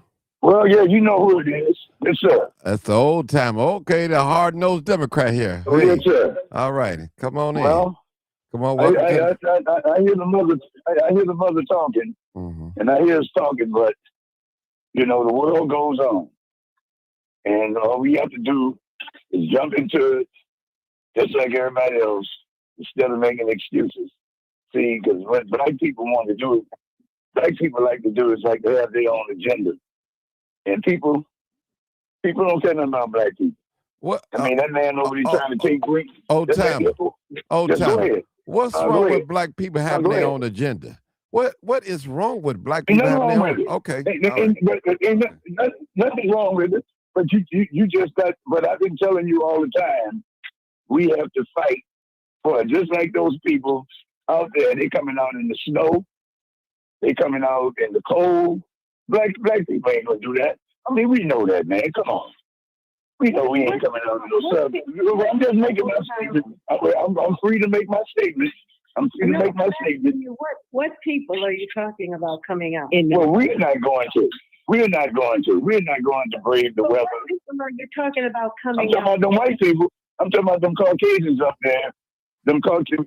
When the school system was in Wisconsin was in trouble, and the Caucasian people didn't like it, they took hundreds and hundreds of buses, and they went to the state capitol, and they overloaded the capitol. They brought lunch, they brought dinner, they brought whatever it took, and they stayed right there inside the Capitol building, and they took it over.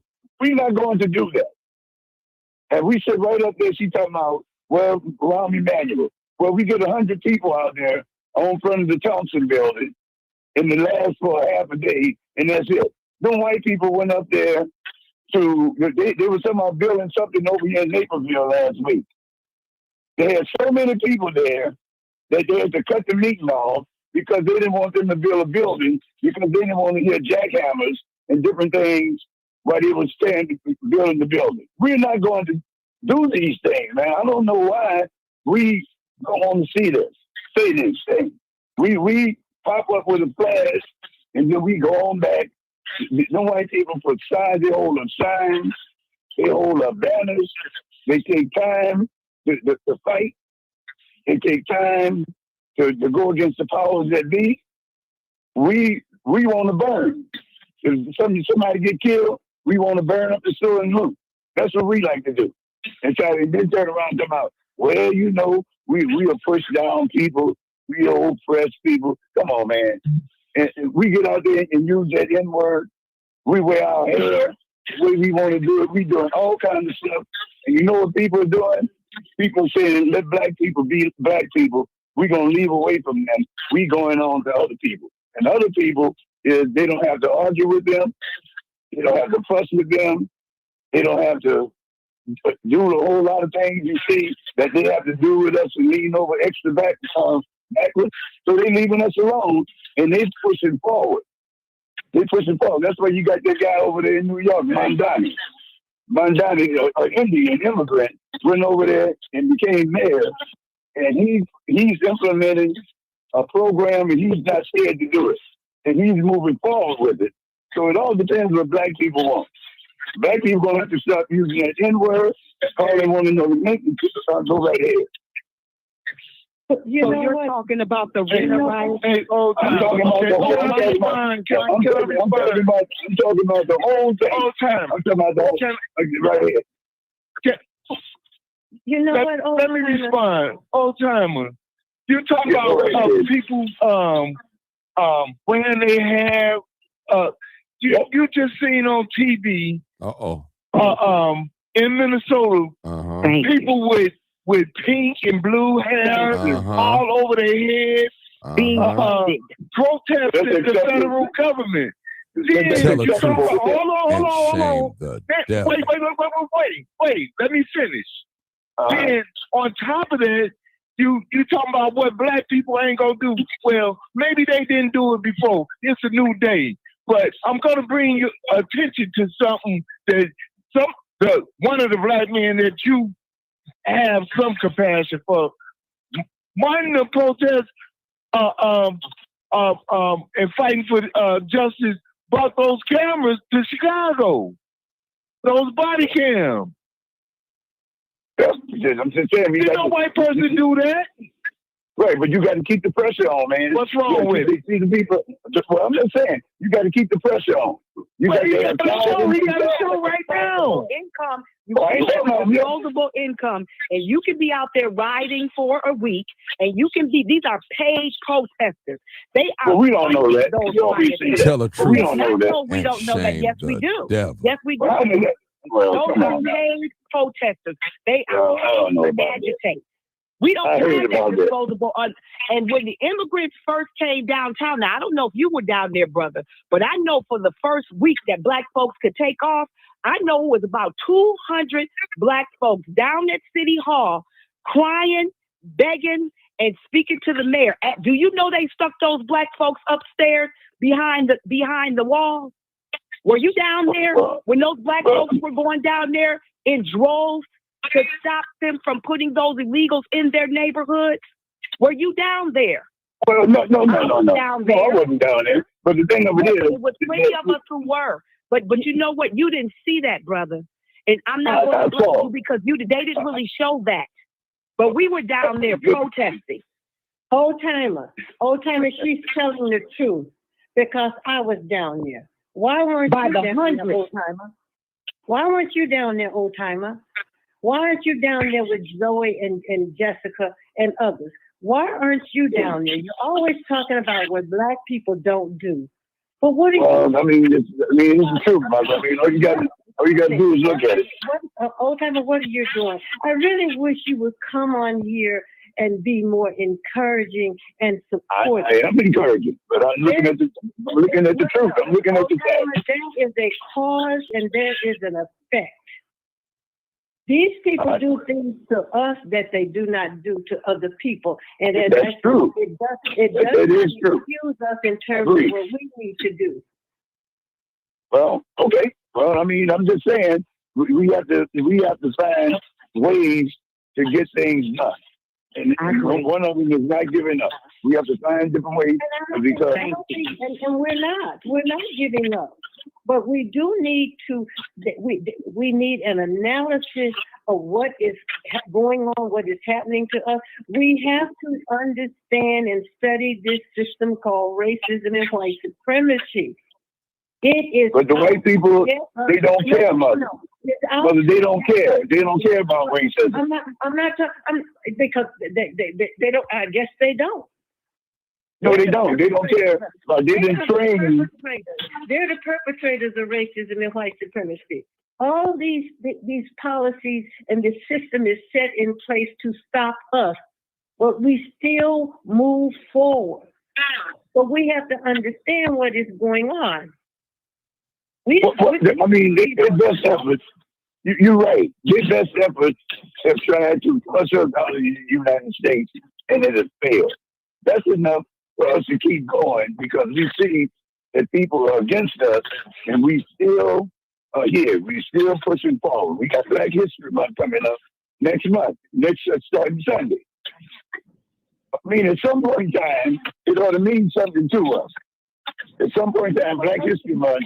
The mayor of the city of Chicago spent over $1 billion on illegal immigrants. Do you know what that money has done to the Black community on the South and the West Side? That was a policy. That's policy. That's that New America plan. That New America plan is old time like he don't think they deserve that $1 billion. Because all they're gonna do is go and be using the M word and where they get all crazy.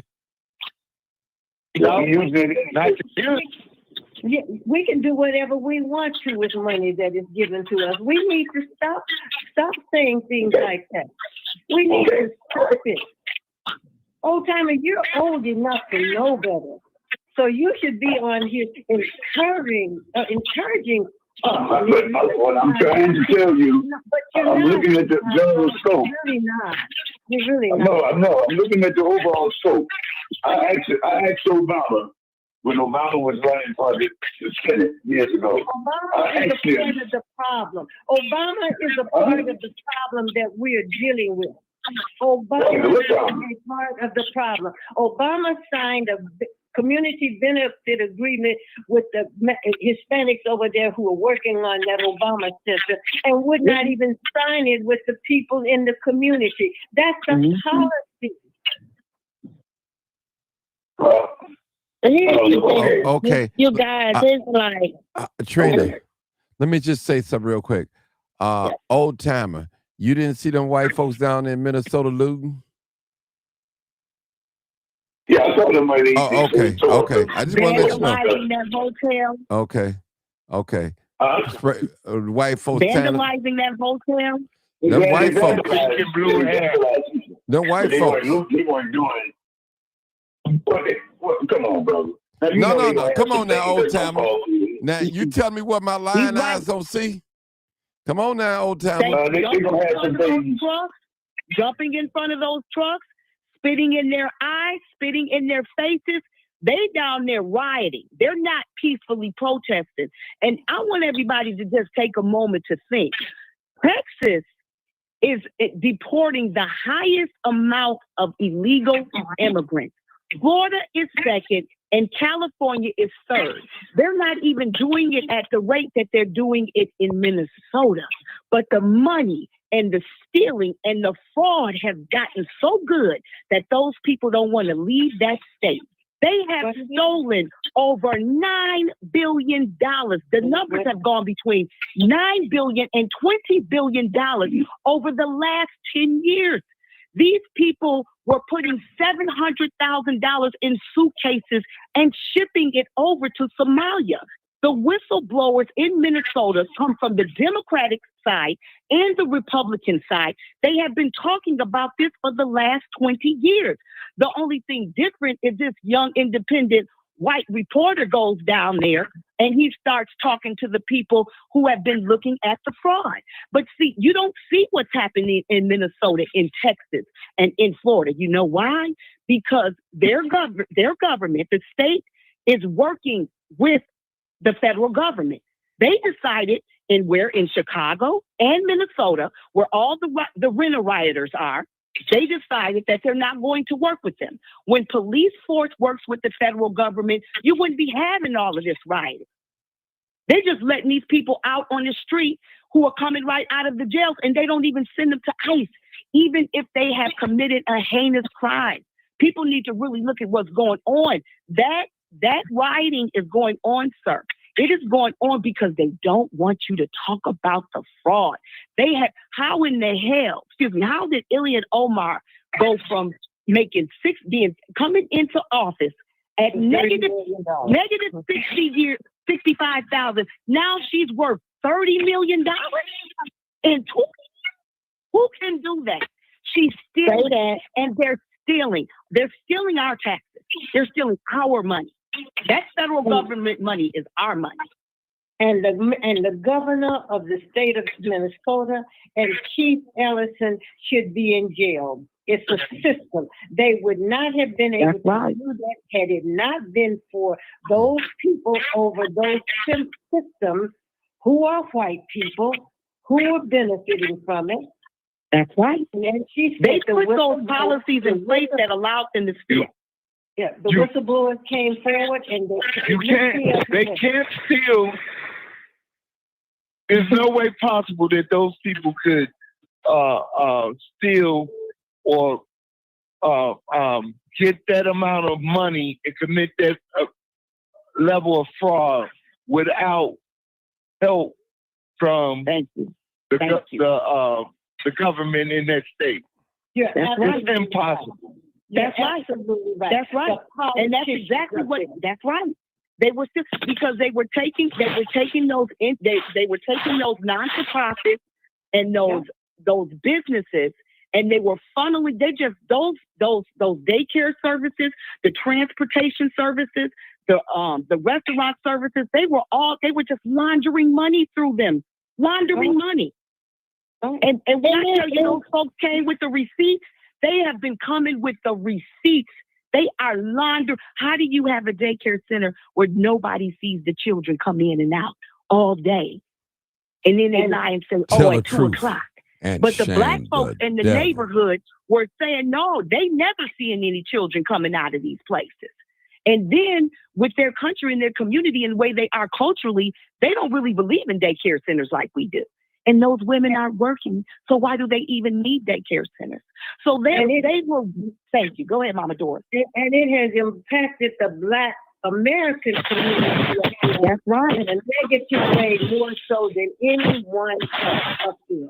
And that goes back to Black politicians being a part of this system and undermining Black people. And so what we need to start focusing on going forward is to take these Black people, politicians, out of office, starting right here in Chicago. That's right. If we could come together and do that, do you realize how revolutionary that would be?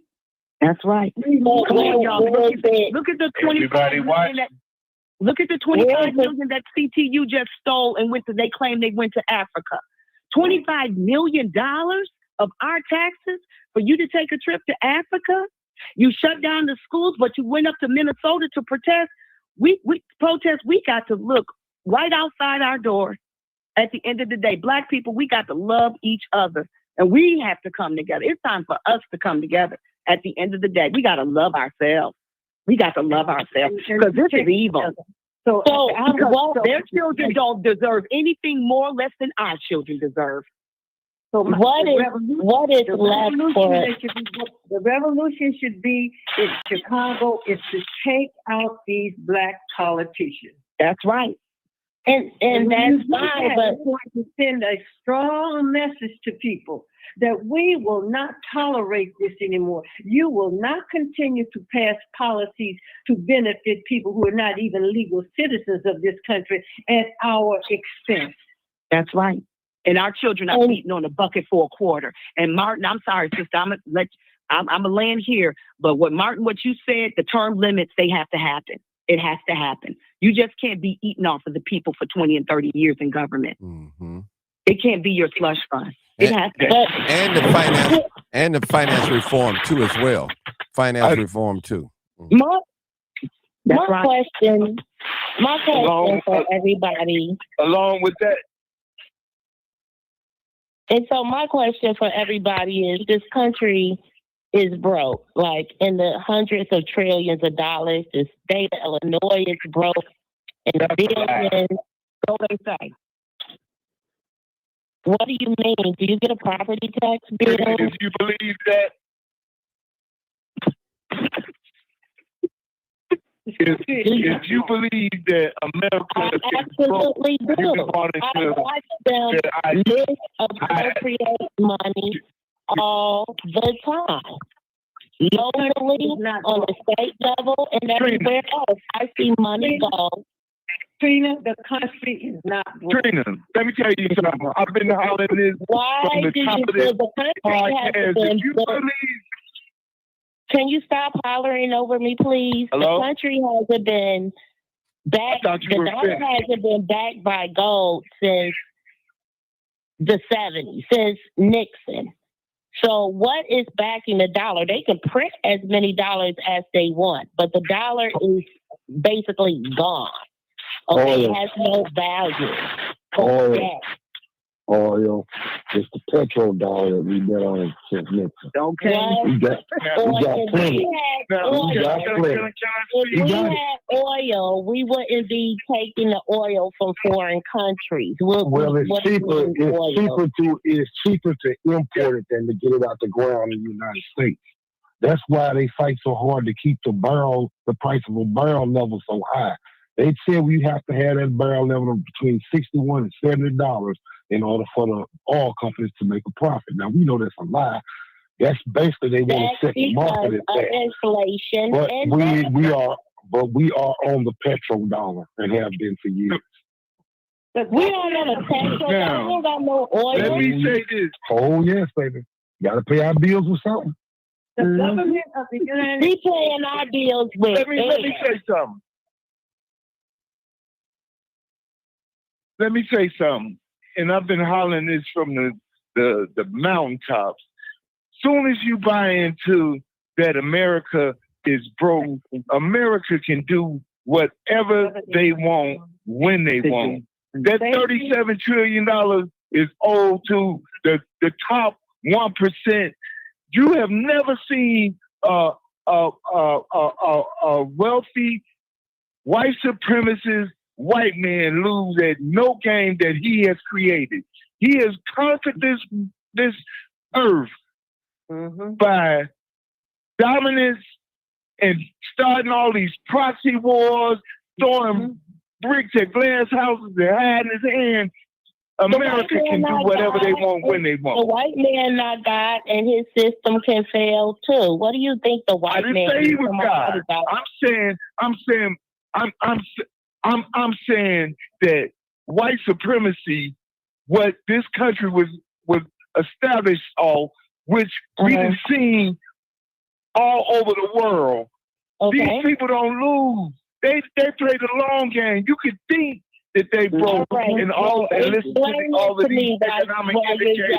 Hold on, let me finish. Okay. Let me finish. Go ahead. Listen to these economic indicators that they created and established in the schools that they had built hundreds of years ago to make you believe what they doing in dominating the world ain't happening, and that they broke. They've been saying they broke for the last 50 years. Thank you. And you think they lying? But they still, Yes. Because somebody's prospering. Somebody's getting somebody's living high off the hog. What is the American dollar backed by then, outside of labor that no one is getting, apparently, in the Black community, and inflation? Because inflation just knocks the labor right on out. We still haven't gotten the $20 minimum wage in 2026. Well, we know that the dollar is... Trina, that's what I'm trying to say. Federal, no. We know that it's a federal... It don't matter. It's no longer backed by gold, but it really doesn't matter, sis. Because at the end of the day, I'm saying okay, then what happened in Greece? What happened in Greece, Stan? If it doesn't matter, what happened in the entire country of Greece to where their currency fell and the whole economic system crumbled? Corruption and greed. And Greece is full of white people. It's hardly any blacks that live in Greece. We talking about a small country that's an island. We're talking about a very small place. And so the United States has just as much corruption and greed and a multitude of different people. And it's not broke. Okay. Not broke. Not broke. You know what the problem is? When you start thinking, following them and believing that they struggling with a budget, and their budget is not like your budget at your house. Now maybe on a local level, because they looking for money. Tax money, they're listening from tax money and money that comes from the government. The government don't need no money. That their argument and fight is always for them to come in agreement of and come up with an idea like global warming, we gotta spend $70 trillion into this global warming. Come on, man, wake up! There are private individuals that have more money in their account than this government. Trina, those are distractions. What do you? So y'all keep believing that this country is not the country is, and so the country is showing you they're broke. The country is showing you. Do not buy into that nonsense. You want me to not believe the amount of debt that we're in? The country and where are they going to recoup this money from? Tell me this. The country is not broke. Anytime they can give Israel and Ukraine billions of dollars, anytime they snap they're writing checks they cannot pay. Well, the country is not broke. You feel that way because the country prints their own currency. I feel that and way they can go into infinite debt. That way because I understand racism and white supremacy, what it is and how it works. Well, if the country was not in trillions of dollars of a deficit, why would they say that? To fool us all, to make us think that the country is broke? To throw us off so they can continue to do whatever they want to do with the money. How can they usher in New World Order if the country is not broke? They can order in whatever they want to order in. I said, how can they usher in New World Order if the country is not broke? Okay, so Trina, what signs that you're seeing right now where you say the country is broke? Because I understand the narratives that they create, but I understand too, it's always broke when it's time to give Black folks money. But in what I'm so not talking about narratives. I could care less what the word on the street is, because what people do is regurgitate anything that sounds good over and over and over again. So I'm asking you a specific question about it. And I look at what I'm paying into. And so, again, I'm going to tell you, my property tax bill, which shows me how much debt Dalton is in, how much debt the county is in, how much state debt we're in. And then I go to the whitehouse.gov page and go over their financials, okay, and I see how much debt the country is in and where this debt is going. I'm not even understanding why they're still investing in the space program outside of there are a lot of people who have jobs, which seems to be what's told to me over. This country is broke. Everybody has finances that they deal with, or else they wouldn't be trying to go over a budget. When they misappropriate funds and they keep allocating money without a balanced budget, then that puts us more into debt. Yes. You can't run your household that way. Trina. Okay. Hey, as I was saying, your household budget is different than the federal government. The local government is different. Can I ask you one question, Trina? Why do you feel, before you ask me a question, I need to understand what you're stating to me.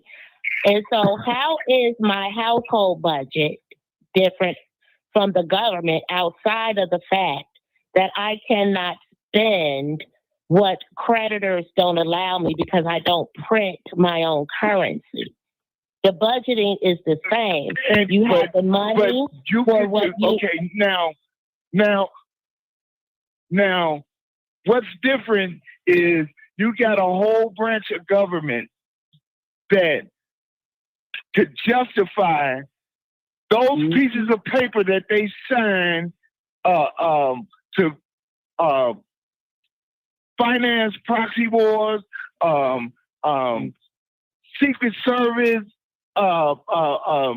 espionage, whatever they want to come up with, whatever they can agree with. It's just like that greenback is a piece of paper. When they sign that little white piece of paper, please believe they can cover whatever it is. In any case that somebody called them on agreement or a piece of paper that they didn't sign with China or whatever, they're gonna go back on it. They got ways that they're not going to have to pay, or ways that they're going to get paid. Say, for instance, people been saying they owe This country has the power to print its own We got enough. currency. We And got so two when more they need callers, it, they will people. print it. And that's just going to make more debt and more Let me Two ask more- you this. two more Let me ask callers. you We one. got This is a question that I want to ask we you. got two more Trina, callers, Bill. Trina, have you had any financing? Oh, okay. We got two more callers. Please ask me that, because I have a whole tombstone on my mantelpiece from McDonald Investments, right? When KeyCorp bought McDonald's. That's what I thought.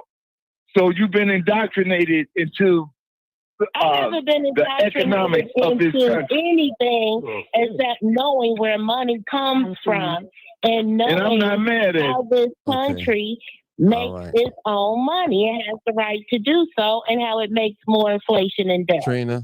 Well, Trina. Trina, So Trina. sure, it can cover whatever check they write, Miss Trina. because all they got to do is print the money. Hold it, Trina. Trina, I will become concerned when Warren Buffett, Bill Gates, Jeff Bezos, and all these rich white men come out and say, "I'm upset because the government is broke." When they say it, then I'll believe it. Well, they don't have to say it, because they're the top 1%, and they can take. Because they know the government is not broke. It's not broke. No, because they can take their money and go to any other country in the world and still be No, just they're fine if not- America They're not going to do collapses. that. They're not going to do that. Okay. All right. Right, Because because they're the most Let's take a- powerful. They're the most. We got three. Elon Yes, Musk makes he money has. off of government contracts. He still makes Okay. his money off of government contracts. So what do you Correct. say? They're American Listen, hold it, oligarchs, y'all. so why would they Trina, go anywhere else? So Trina. this is when I need everybody to hold it. We got three callers. We got three callers, y'all. Three callers. Let's respect the panel. I'll let you guys rattle. So let's come on, Marcus. I got two more callers after that. Come on, Marcus. Actually, I accidentally hung up. I ain't had nothing to say. Right Okay, well, let's see what this other caller has to say. 9433. 9433. Hey, Mark, America is not broke. America got plenty of money. Swimming in it. Plenty Swimming in it. So America, the government is not broke. They want us to believe they're broke. They got plenty of money, and the whole politician thing is corrupt. That's all I had to say, Mark. All right, next caller. Next caller, 206. Hey there. Hey, everybody. That's a great show. Great show. Greetings to everybody. To Trina, the conversation was going along, and then we got on this financial thing. Trina, are you there? Can you hear me? Yep, I'm here. Now you're saying that the country's broke and doesn't have any money, right? Do you not see the country's broke? I'm just asking you. I didn't listen to the That- whole show. that So I'm is just the- trying to. When you're trillions of dollars in debt, you're broke.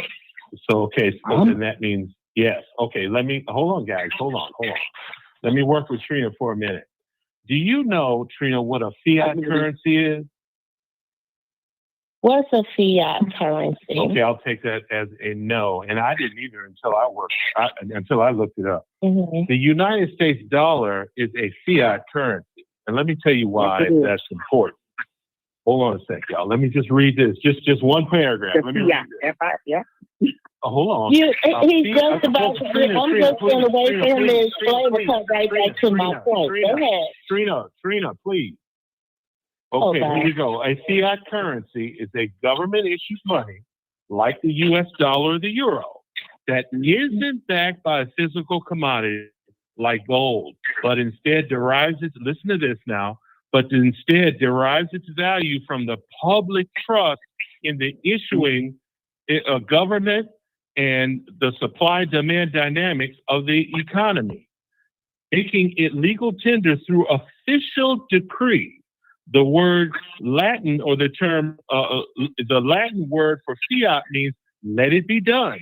Central banks control the supply, allowing flexibility, but this also introduces risk like inflation if mismanaged. So what does that mean, what I wrote? What does that mean? That means the same thing I've been saying. I wasn't asking. No, it doesn't. Trina, please. Trina, please. That means that the white people in this country control this fiat dollar can print any amount of money they want to. That's number one. And number two. Have I not been saying that? Okay, I'm done. Go ahead, guys. Go ahead. No, go ahead and finish. Because you're right about the fiat currency. You're right about won't that. Shut up. And That's the amount, go ahead. No, you want to be ignorant and say Trina won't shut up. But have I not stated because this country has the power to print its own currency and print how much it wants? That's why we're not broke. But that's the inflation. But we're really broke. Did I not been saying this country has enough power to... I'm sorry. It made no sense. Say that again. Have I not been saying this entire time that this country has the power to print as much money as it wants to? Okay. But we're broke. Okay? Back when they were speaking about they cash checks and all of this stuff, they can pay these checks to these countries of the money that they borrowed. Of course, because they can print as much money as they want. That's always been the case. What is different?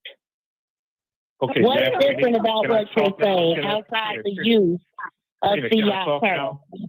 But Trina, who told us that the country is broke? Mama Doris, hold on a minute. Trina, can I talk to you now? Go ahead. Well, the U.S. government, I just read it to you. The U.S. government doesn't print the money, the central banks do. Right. Now, that's illegal. It's supposed to be the Treasury Department. Now you want to talk semantics. Stop talking, Trina, please.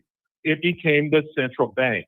Now, the United States government cannot go broke because it can print all the money it wants, and that money is based on public trust. And if you lose trust in the U.S. dollar, then you deal with the United States Marine Corps or the United States Navy. That's how that works. You understand that? Let me ask you this. What's the World Bank for? What's the World Bank for? I don't care. What's the World Bank care about for? the central bank right here in the USA. That's the one we have to deal with. Tell me why that matters. Does the central bank borrow from the World Bank? Does the central bank borrow from the World Bank? I don't know if they borrow from the World Bank or not, but I know that if they did borrow from the World Bank, then the World Bank almost certainly deals with fiat currencies too. See how that works? Do you understand what you're saying? Do you even understand what you call yourself explaining to me? I think I understand it significantly better than you do. Let me try you. No, I think you're just using word salad to be impressive, but you're still saying the same thing. Yes, it does, because it initially issues all of its monies in euros, which I just told you is a fiat currency. You're still talking about the central bank. What about the World Bank and the debt that the United States Central Bank has with the World Bank? Did I miss Did I say central bank? I meant the World Bank. Why are you there? The World Bank issues fiat currency in the form of the euro until it's translated to whatever unit, whatever currency the country is going. Being borrowed. And it's still fiat currency, Trina. See, whether you have fiat currency or not, the debt is the debt. You don't understand what I was just telling you. Whether you have fiat currency or not, the country's debt is the debt. And ain't nothing about a fiat currency going to change the trillions of debt the country is in. Okay, guys. No. Hold it, y'all.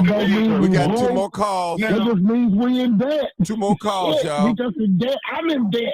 We got two more callers. That's all that means. All that means is you're in debt. That's all that. Two more callers. We paying interest on the money that we owe. That's all that means. I got more callers, guys. Okay, now my brother, 1381. Oh my God. 1381. Last four digits. Robert. 13. Keep thinking y'all in rich America. Hold on, Trina. Let me get these two callers. 1381. Come on, caller. 1381. Okay. My bad. I said yesterday that that dollar is worth nothing because it ain't backed by nothing. In a minute, that dollar it ain't gonna mean nothing to you. That's why they going into the cryptocurrency because it's backed by the gold. He just read what fiat money is. Fiat money is not. It's fake ass currency on a phone. Excuse me, Trina. I know what you're saying. It's saying it tell you what you read. It's not backed by nothing. They can print as much as they want to. It's still not backed by nothing. Y'all caught up in the money scam because we using the money to buy food, etc., things like that. That's why other countries is worth nothing. You know what I'm saying? Really. So it showed, as he got on the screen, the national debt every presidency, every year they say they such and such trillions in debt. They borrowing from something that's made out of air. You know that money ain't worth. That money ain't worth nothing. We give it a value. They give it a value. That's what they use to wrap up and all that. Oh, they got all this money in their hand. They feeding that to y'all. But at the same time, they buying that crypto, etc. They finna go to a new form of currency. That's why he going into that's why Trump going into Fort Knox and making the gold, you know, the rooms with gold all in it and things like that. They taking the gold. If you do y'all homework on when the stock market crashed in 1929, etc., you'll see that what we've been chasing ain't nothing. So I'm gonna leave it at that. But Trina is right on her point. Okay, now we got another caller. Let's get the. Can I say this? Bill, we got to get these callers. Go ahead. You say that when the country broke, when people wasn't finna get their link benefit, everybody was crying the country was broke. It was all agreement then. Now that people getting their SNAP benefits again and stuff rolling out as normal, people want to go back to their revelation of their resilience or what they think normal is. That's not the case. But you will see again when the next budget comes up. And I ain't going to be part of the Trina, let's go to this new caller, then Bill. New caller, then Bill. 501. 501. Go ahead, caller. Can you hear me? Yes, sir. Go ahead. Yes, sir. My point with her is when she's finished talking, what was the point? We were all talking about an issue about what we're going to do as a group, and now she's talking about the money and the value of money. As long as there's human beings in this land, that money's going to be worth something. They can do whatever they want, but what are we doing while they're making any changes was the point. To talk about something about the value of a dollar, it's still going to be used today. If you got $100 bill, are you going to go spend it? Yes, you are. That's the point. It's still worth value. So what is the point of her position the whole time? She's taken up all this time with all these people willing to be on this man's platform. We're trying to come together. We're going to use this purpose fiat until it's not worth whatever it's not going to be worth. Then we'll use that when they bring that up. As long as we do, that's what we have to do. So that's what I want to say. We all know that they're federal notes. We all know that it's not backed by gold. But the point is, right now, it's the medium of exchange that we use. My point is, why do y'all think that the American dollar has value? And you sit here in the same conversation talking about how what is the point about the American dollar having value? It doesn't matter. It's the medium of exchange that we use at this time. Right. If it was a rock. And whatever the Greeks were using was their medium of money at the time. And then they what was your point? And it had no value. My point is prepare for the fall of America. What the hell is wrong with you? We've been what you gonna do? All our lives. What you gonna do? You better know how to hunt. I'm going to make sure that I'm on my family property where we got more than enough chickens, okay? Where we got a fresh water source, okay? That's what I'm going to make sure. I'm going to make sure I'm in a place where I can live off the land. Okay. So you're going to need the group. Can I make a point? Go ahead, Bill. Yeah, off the bill, man. Let me get off the bill, man. Go ahead, Bill. Come on, Bill. Can we change the subject too, man? My whole point is... Go ahead. Go ahead. Go ahead, Bill. Change it after this. I got a strong point to make.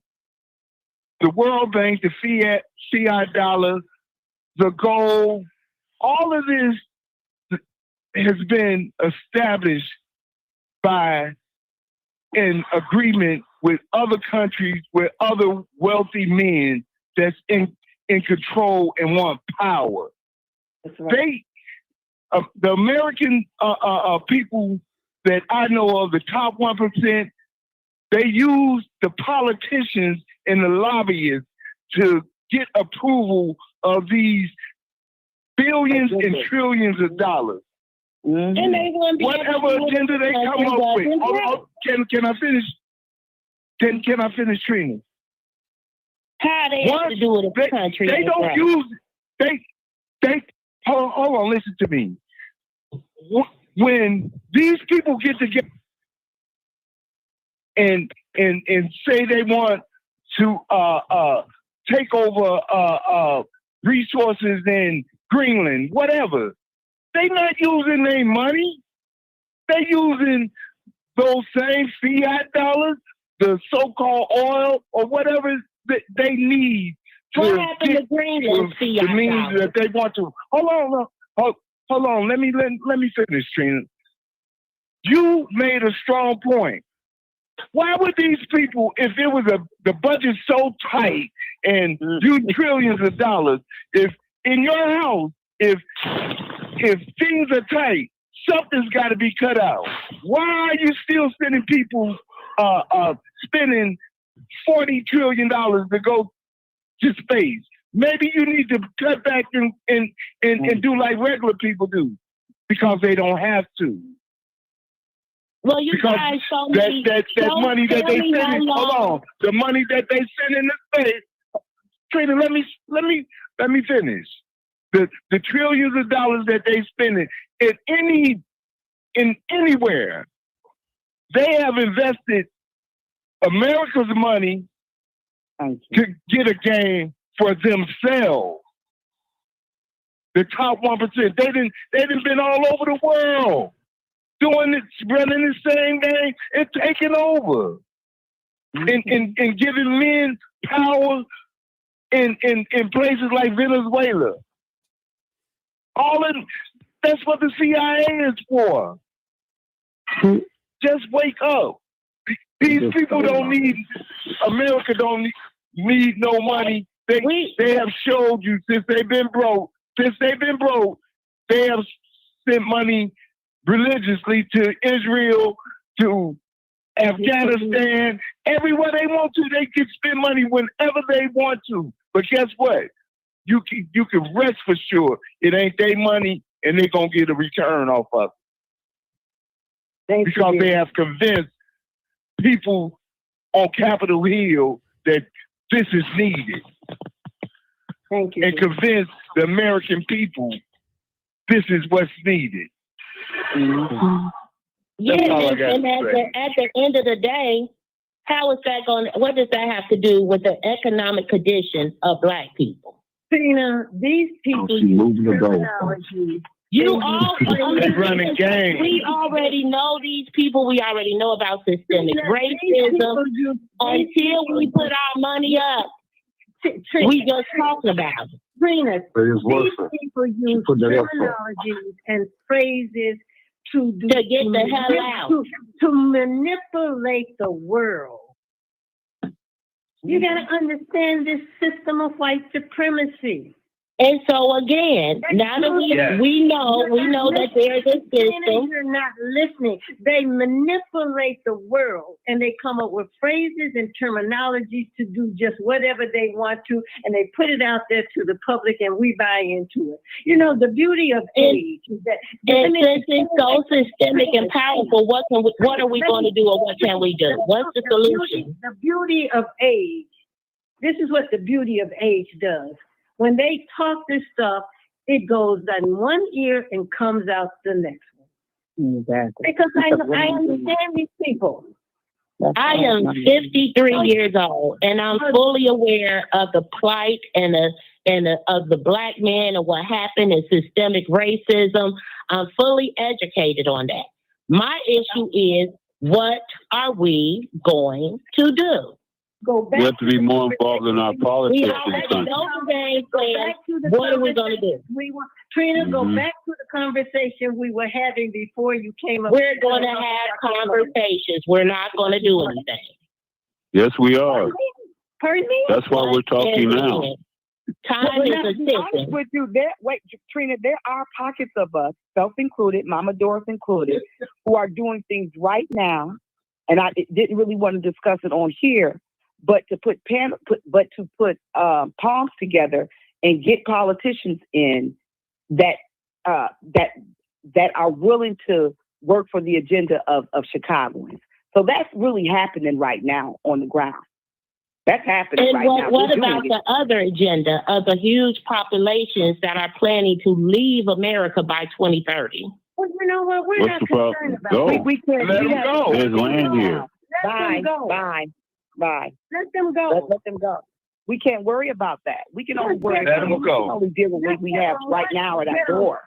Let's get on one page and stay on that page. I'm not That's concerned about what other people are going to do. I'm concerned about Black people coming together and doing what we need to do for us and our surviving and our children. That's all I'm concerned about. Our families and our children, and getting these politicians. What are we going to do? Do not serve our needs. Well, that's what we're working on Are now. you going to join us in terms Please, of promoting sister, join us. You're powerful. Because as I stated, once all the Black politicians are gone and we have this message that's clearly out that you'll be gotten rid of, what about the money for the communities? Where is it going to come from in a broke country? Well, if you want to think that, hold up, they just let 10 million. Wait a minute, they just let 10 million illegals in here who are eating quite well. It is a medium of exchange that they are using at this time. Another misappropriation of funds. True, exactly. So in one instance, you're saying that money doesn't exist. But in another instance, you're proving that it does because they're using it to help everybody. You know what? It's real simple. You're talking about money don't exist and proving that it does. I'm constantly proving this is why the debt is. This is my proof. This is why we're in the debt we're in, and it's getting larger. Trina. We're not in debt. We're not in debt. When Trina. there's no more money for us to use, then Trina. we'll worry about it then. Trina, y'all hold Can I on. ask her a When there's no question? more money for us to have, Okay, yes, sir. then we worry about one it. question, go Right ahead. now, it's clearing the money. Last question. We're going to get off the Trina. subject, y'all. Trina. Come on. Yeah. Trina, question for you. I think you're saying that despite all these difficulties, what are we supposed to do now? That's the question, right? That is the question. We already So my know question what was, hold on. My question. Come get me. Come on, what you got? You 53 years old. Look at You Trina. old enough. You tell us what we should be doing. I already figured out what I'm going to be doing. My conversation has nothing to do No. I don't with mean what you. I'm talking about we. We're talking about Black You're talking. Hold on, Mama Doris. Hold on. You're talking to us as a collective. So since you're 53 and old enough, you tell us what we should be doing. You old enough. Let's hear it. Okay. We should be, first of all, correcting our communities as a community and not depending on politicians to correct our mean? communities. By that, What does I that mean look like? that it looks like people that are committing violent acts in our community, people that are overriding the values of our community and making our communities bad communities, so to speak. We need to be on their ass. Just How do like we do that? How do we do that? we do that by reporting them to the police, by showing up in drones to their residence, by showing up in drones to the police station, filing their homes as ill repute, okay? Homes of ill repute, and making sure that they have to either sell their home or they get put out their home. And this is who? The criminals? These are the criminals. These are the dope houses, the people who's shooting. These are the criminals. Okay, are you doing that now, Trina? Are you doing that? Are you in front of the dope house? I help facilitate it right across the street from my friend on 82nd and Washington.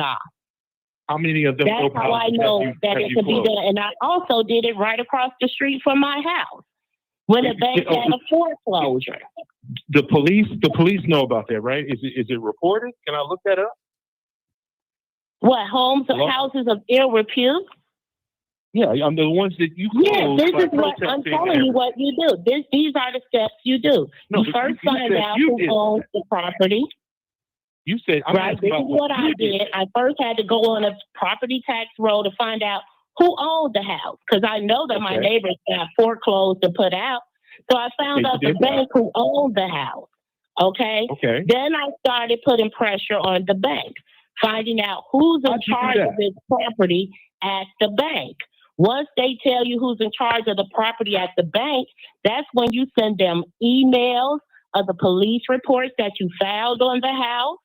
Okay, you also can file a FOIA with the police department, and you get all the police reports that have ever been filed on that property. And they already and then you tell the bank, right, in litigation terms, that if they do not correct what's going on at that house by boarding it up, getting the people out, that you will be filing a lawsuit on the bank. Well, I have a question. And you can file a lawsuit on the bank, and most times, Did you do that? the bank be so busy, I didn't even have to. They sent someone out within 2 weeks, put them boys up out of there, boarded up that property, and nobody entered that property until it was sold. I have a question. Hold that, child. Mama Doris. Guns in there. Mama they Doris. raped a young girl up in there. Mama Doris. Go ahead. Yeah. Go ahead. I have a question, Trina. I have a question. So what do you do about a system that continues to contribute to creating these conditions that you're trying to correct? You focus on a correction of the conditions. You can't do anything with a machine that's been in place, as you stated. Trina, again, what do you do about a system that continues to contribute to creating the conditions that you are fighting? When you correct your conditions, as the example I just spoke, how are you going to tell me no on a question that you asked me? Either you want to answer the question or you're asking me. You're not answering the question. The way you want me to? No, I want you to answer the question. What do you please allow me. What do you do about a system that is contributing to these conditions that people are involved in, scenarios that people are involved in, that you are trying to stop? And I'm going to answer that question again, and please don't ask me the same question because I clearly heard you. You know what? I said that you spoke. Trina, you need to calm down. I'm calm, but you're asking me the same question 4 or 5 times, and every time I start to answer, you ask the same question. Allow her to answer the question. All right, now we're going to go ahead, Trina. Because it's not going to change. My answer remains the same, that you focus on the conditions that you're trying to correct. You cannot go against a machine that's in place, but if you focus on the conditions that you're trying to correct, you will have better results in your community. So you're it's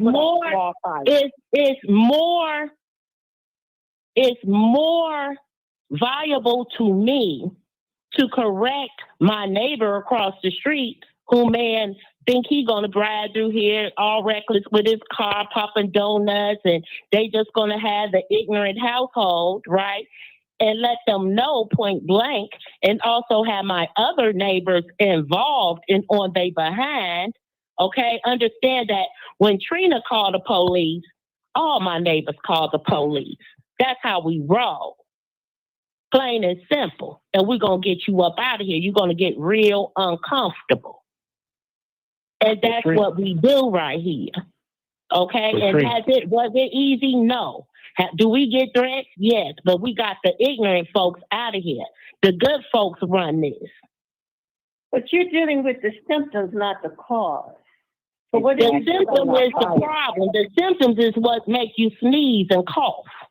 The symptoms is what make you sick. But what are you doing about what is causing it?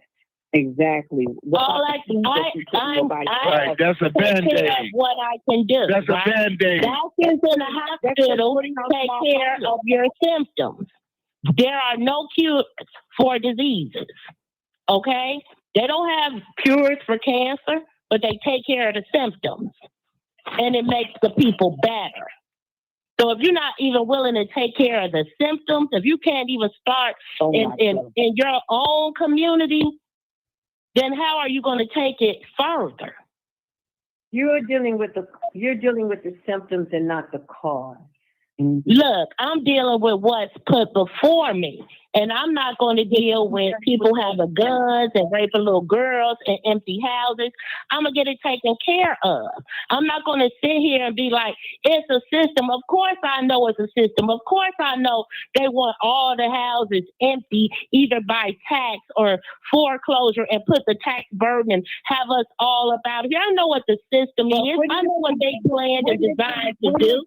And so I have to focus on what I can control and change, and let things that I can't control and change work itself. Wouldn't it be more beneficial to the community and to the collective if we focused on the cause as much as we're focusing on the symptoms? Mm-hmm. I focus on what affects me immediately. Okay.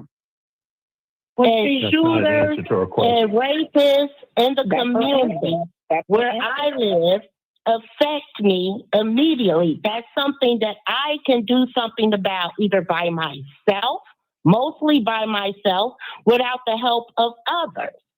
Okay? Once people seen what I done, that they know they can do it too. They also know if you take care of an abandoned property, how to contact the bank, and if they don't pay you for shoveling, raking up leaves, and all the invoices that you prepare for taking care of that abandoned property, that property can also become yours. And you know, Trina, all of that is good, but you have to deal with the cause. And that is what we continue to fail to do. Well, I am not interested in boxing ghosts. I know that tangible, real people are far more effective. I don't sit and say, you know, we know what the problem is. But if you don't start chipping away and working at what's the point in? Black people deal with the symptoms every day. Every day. No, they don't, or else our communities won't look like this. No, they don't. Yes, they do. No, they don't. Not in numbers. Not like we be talking. Black people deal with the symptoms every day. But what we walk through and live with it. What we also do is what we don't do more, and as a collective, deal with the cause. Black people are doing things every day to make the symptoms. Y'all scared of the shooters. Y'all scared of the shooters. See, it's easy to come out and protest against a cop that shot George Floyd. But these everyday YNs that shoot up the block, don't nobody want to say none of them but me and maybe a few other people. Don't nobody want to take that risk. What is causing them to do what they're doing? Exactly. Guess what? Whatever's causing it, they got to figure it out at home. Once you start shooting out here in public, then it becomes an issue with me, and I'm gonna solve your problem. Yeah. I'm not there to figure out the cause. I'm there to stop your ass from shooting one of my kids. Can I say this? All of what you're saying, Trina, is takes a lot of bravery, a lot of. I'm applauding you for doing that, because a lot of people don't have the guts to do that. That's fine and all, but I understand that this is systemic. The YNs can stop shooting today. All of a sudden, don't shoot nobody. Hold on, just listen. They can stop shooting for the next 6 months. But guess what? The cancer of these aldermen, these politicians, and these clergymen, they're still there. That's part of the system that makes and allow policies that keep the system going. They know that the YNs was in that house that you was in. The police knew they was there. If you knew and you call the police, they knew. But get what Mama Doris or what I'm saying. It's a system that you got to move on the system just as well as let's put the Band-Aid. I want to piggy. Let's put the Band-Aid. So you gonna live according to that system? Trina, can I piggyback off of what that brother is saying? Whether people want to admit it or not, here's exactly what you're talking about. But what that brother is talking about is real. Because let's just look at what Trump did a couple of months ago. That was the system in Washington, D.C. when he sent the military out there, and for 30 days, I don't know if it was more than 30, it may have been, but they counted up 30, there was not one shooting. That's why we need to deal with this system, because we need to get the system that we pay for. We pay for these people to do a job, and they need to execute. They know what they cause. Let me tell you something. Exactly. And I thought when Bobino showed up, and I hear what you're talking about, and I thought when Greg Bobino showed up that it would end the shooting here. But I hear a lot of I. I hear a lot of I, and that's when it's real. This system is a problem because I have watched. I mean, I live on the north side, and I go to the south side almost every day. I see what legislation can do. I know communities over here that were busted up, that they put money into, that they put resources into the school, that they started building up the houses, that they started building the system that. And guess what? These white women could walk right up the street, back and forth, all day and all night with their babies in the baby carriage, and they one shooting. That's the system. Because they know that they gonna call the police and tell them they No, ma'am, honey. Guess what? When children have resources, and we're talking about a systematic problem, we're not just talking about crime.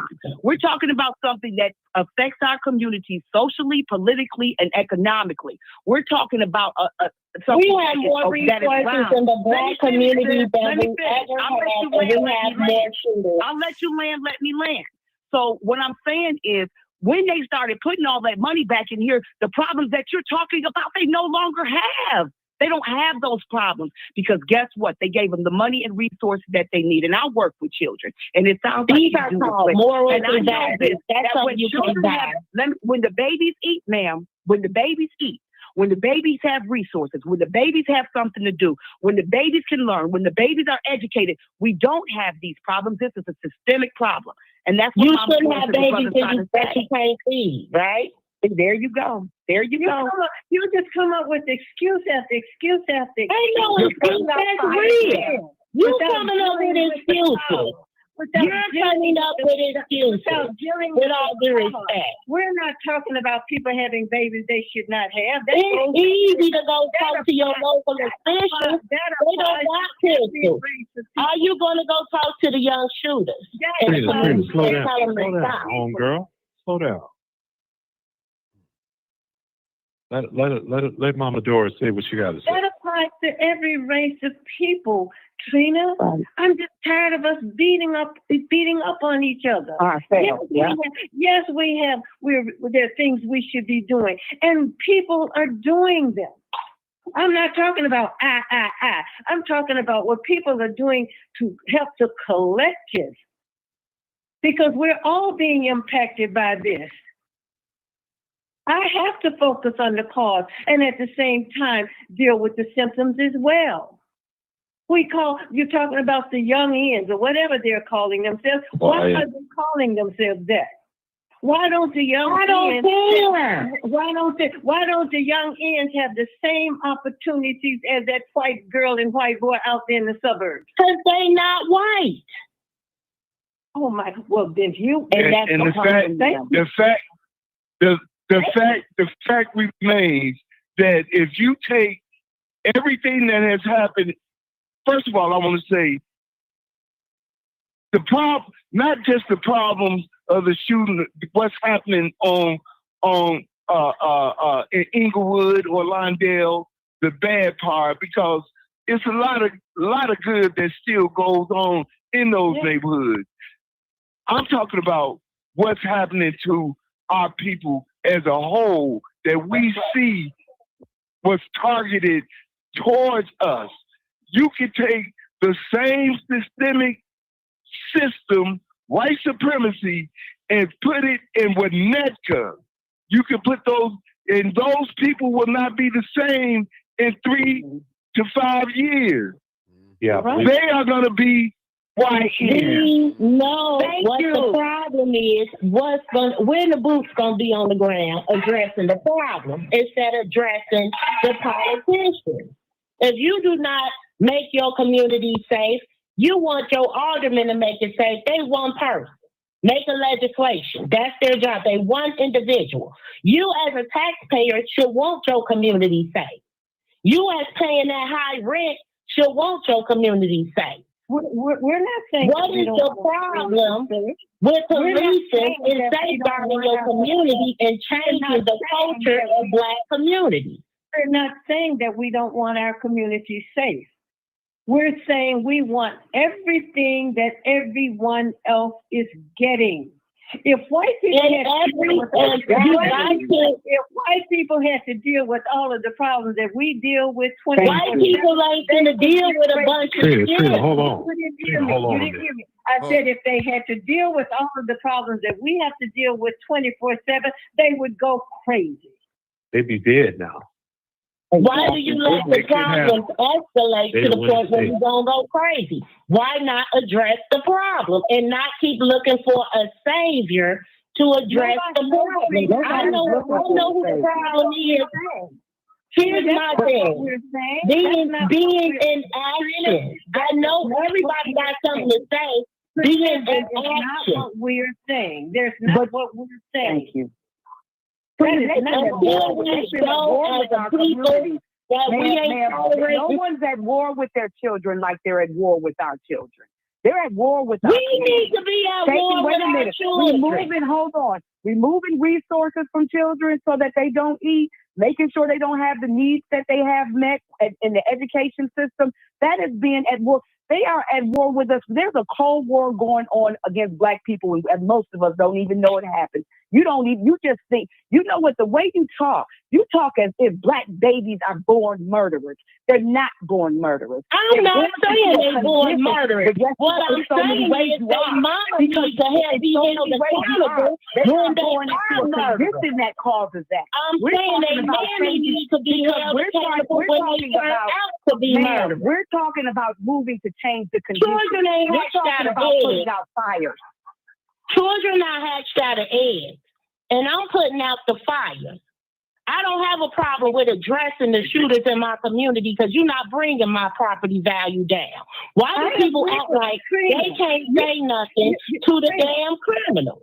Trina, you talk as if you are the only one who's doing anything to make corrections. And I'm saying it needs to be far more people with boots on the ground. It's happening all over this city. Well, lay down and let it happen. No, you just missed my point. Go ahead, Bill. Here's the problem. Okay, let's go back, and I'm speaking for my people, Black first. We just 60 years ago had our government give us civil rights, something that we shouldn't have to earn, shouldn't even have to ask for. This is something that we should have had, as I spoke on at the beginning of the show. through humanity, but not one race that you can come up with in this America has had their whole race targeted. Some of us are doing good, but you still have been targeted. I mean, a system that has went out their way to make sure that you on the bottom, that you struggling, that you don't get to where Trina Bill or Mama Doris is at. That's a system. And until you, first of all, we just really opening our eyes to what's really happening. You got people that proclaim they saw it in 1970 or whatever. No, it's a lot been revealed, and you just can't jump out off the building to try to correct something. This is a spirit. This is something that's been going on. This system, white supremacy, it was going on before he made it to America.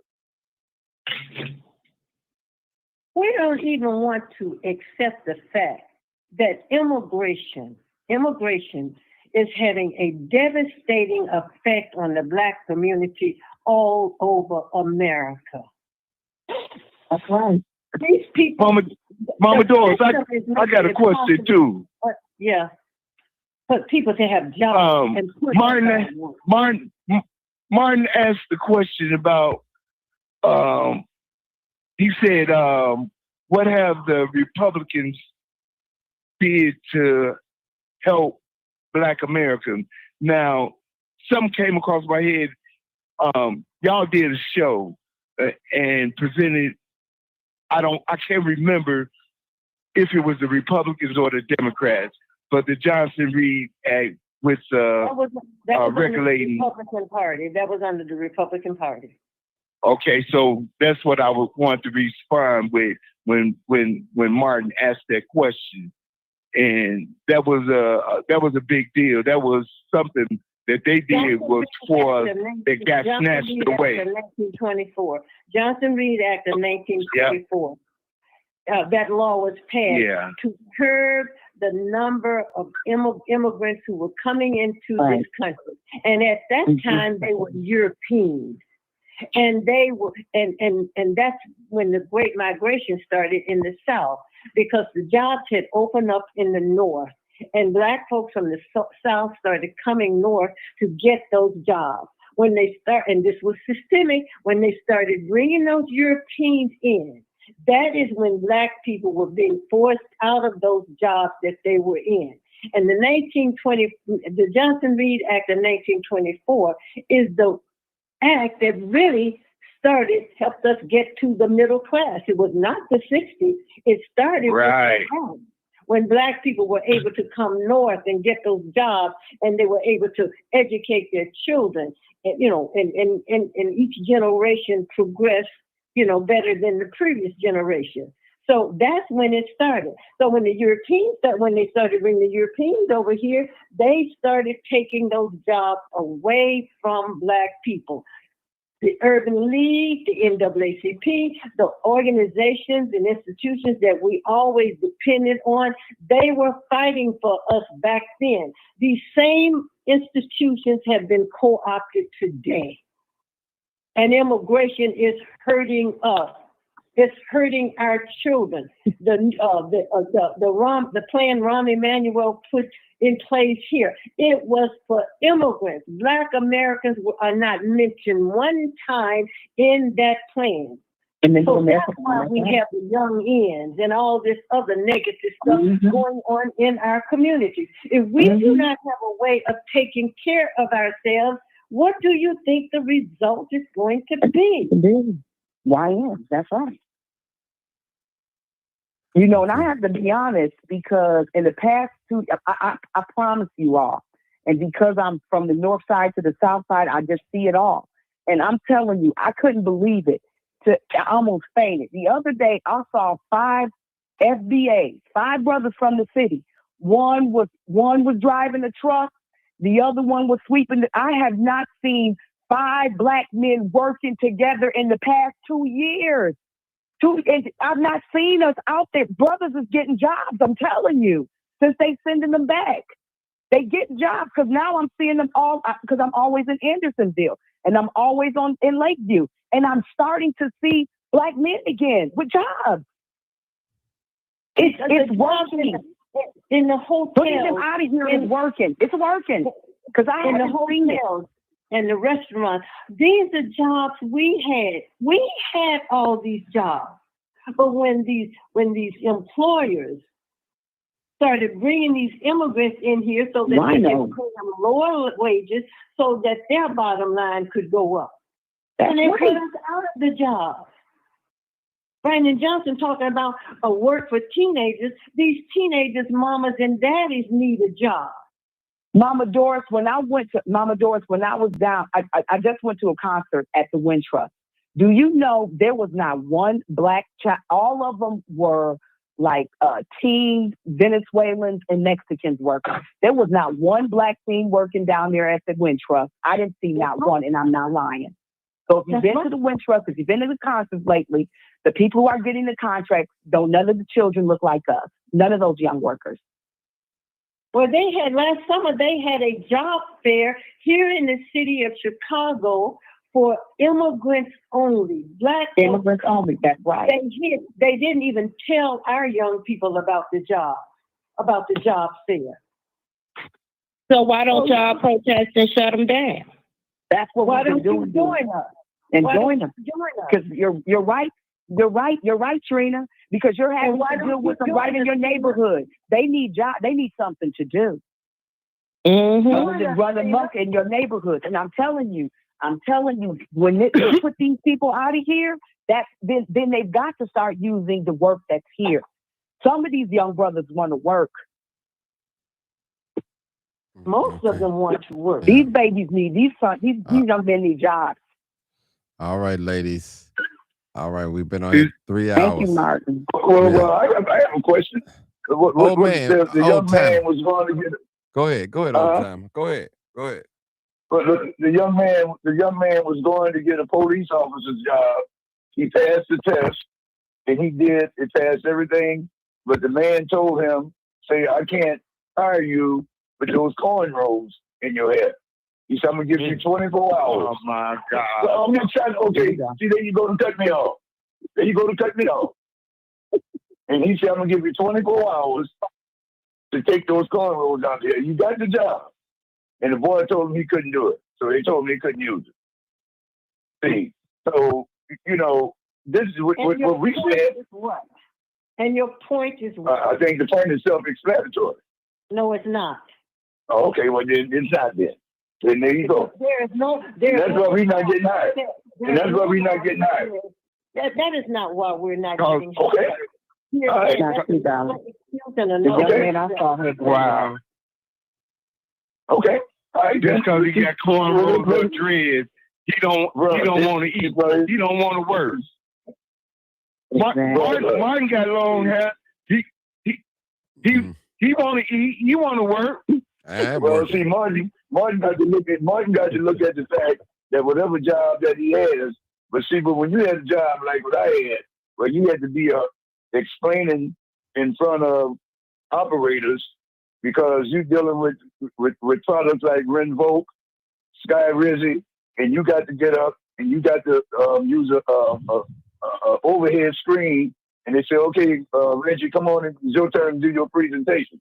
They looking for some substance, and they ain't looking for nobody to come in there. Okay, but I mean, you can say what you want. Say what you want. But I just have to tell you, listen to what you said instead of what your hair look like. Okay then. All right. Well, then let's keep it that way. Then let's keep it the way we're going. You need to go on the midst of these young men. Okay. Well, let's keep it. Okay, let's keep it the way that we going. Let's keep it the way that we going. These young people listen to these shows. They listen to WVON. And you know what? They don't hardly have anything good to say about these young people. No, that is not true. Most young people is not listening to WVON. Let's keep it real. Right, exactly. they listen to Martin, they listen to other shows, but we They don't have a lot listen of, to Martin we and don't have a lot of, WVON. we don't have a lot of good things to say about the Hey. young people or each other. That's all. We just down each other. No, that's not true. That's That's not we true. do. Old timer, I That's have not- yet to hear you say anything good. No. I'm out with young people all the So time. old timers, Yeah. old timers. There's quite a few white young people that's wearing braids in their hair, males and females. They don't want to eat. They don't want a job. They take that junk up from us. You know, we done turned them people into some No. You know, they just shut up from us. No matter where they picked it up from. Girl, come on, man. You know the white right, people. Answer and they got no business question, with no. old timer. Answer But that's okay, though. That's okay. Keep it go. We keep it going the way that we going and see how far we get. So let's keep it that way. So the white people picked this up from us. Is that what he said? But you know what I'm saying. So it's You know what I'm saying. They hang around us. They start talking like us. They somehow now the black people. See, I'm just trying to We're say. not a the black monolith. people, What do you mean like us? We're not a monolith. They no monolith. I mean, there's no monolith. It's the way that the world is going. Black people taking partnership. The habit of not wanting to work from us. Sarge. I'm trying to I'm remember. not talking about not working. I'm not talking about not working. I'm talking about our lingo. We didn't want to work. Well, look, you know what? I tell you what. You know what? I made the wrong statement. I'm gonna just say this here. Let's keep going the way that we going. Just strike what I say from the record. Strike it. Strike what I say from the record. Sorry. You know, actually, we doing good under the conditions that we've been up under. We doing great. Sergeant. Okay. Look, all right, look, doing good. we got people on. We got successful people on this line. We got a man with braids in his hair right now that got it from the mud. That's got his own business, and you listen to him. Martin can stand up for himself. Martin knows what's happening. He can stand up for himself. A lot of people can't stand up for themselves. Okay. We doing good. We doing better than what you want to believe in, and people like you want to believe. 9-12. We know more people that's doing all Y'all right, hold it. and then we do know of people that's out here committing crimes and shooting and killing. The last caller. Well, look, we got I know Sarge. people that's good. I know people that's doing well too. Sergeant. Old timer, I have a question for you. The people who commit most of the crimes are white people. Thank you. Oh Lord, there we go back with that again. No. I have a question for old timer. I have a question for Go old ahead, timer. 501. Go ahead, 501. Go ahead, 501. Okay, since old timers speak like that, all the things that black people have done that's positive, that while they were working through Jim Crow to this point, since you say we should look at the fact that they're taking on our bad attributes, black people have been patient and worked with this government for years. Why are they not taking on the good attributes of us enduring while somebody's disrespecting us? Why don't they become that? Well, some of them, they do take up on the ones that's over in the city council. You got people over in the city council. They adore all of those people because those people come to work just for the cause. They would be helping black people if they take on our good attributes. Okay, let me just give you some examples. Napoleon Harris III. Napoleon Harris III. LaShawn Ford. Those are people that white people ain't got no problem with. They ain't got no problem with those people. Do they mimic those people? Do they mimic their good traits? They sure do. Do they take on the good traits? Okay, so where can we see it in government? We see it all over.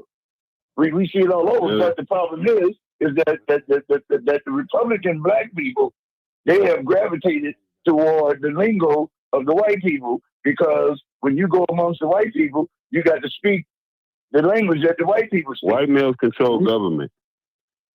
Well, not necessarily, but they can. White males control government. They had a majority vote Not on everything. brother. Not necessarily. I mean, I've been, like I'm saying, I've been in politics. I've been in politics for quite some time. You can be yourself. You can be yourself. Since you can't protect this country, they vote for everything. Hey, 501. You didn't answer the question. Yes, sir. God bless you. Thanks for me. He's not. Were you hanging up?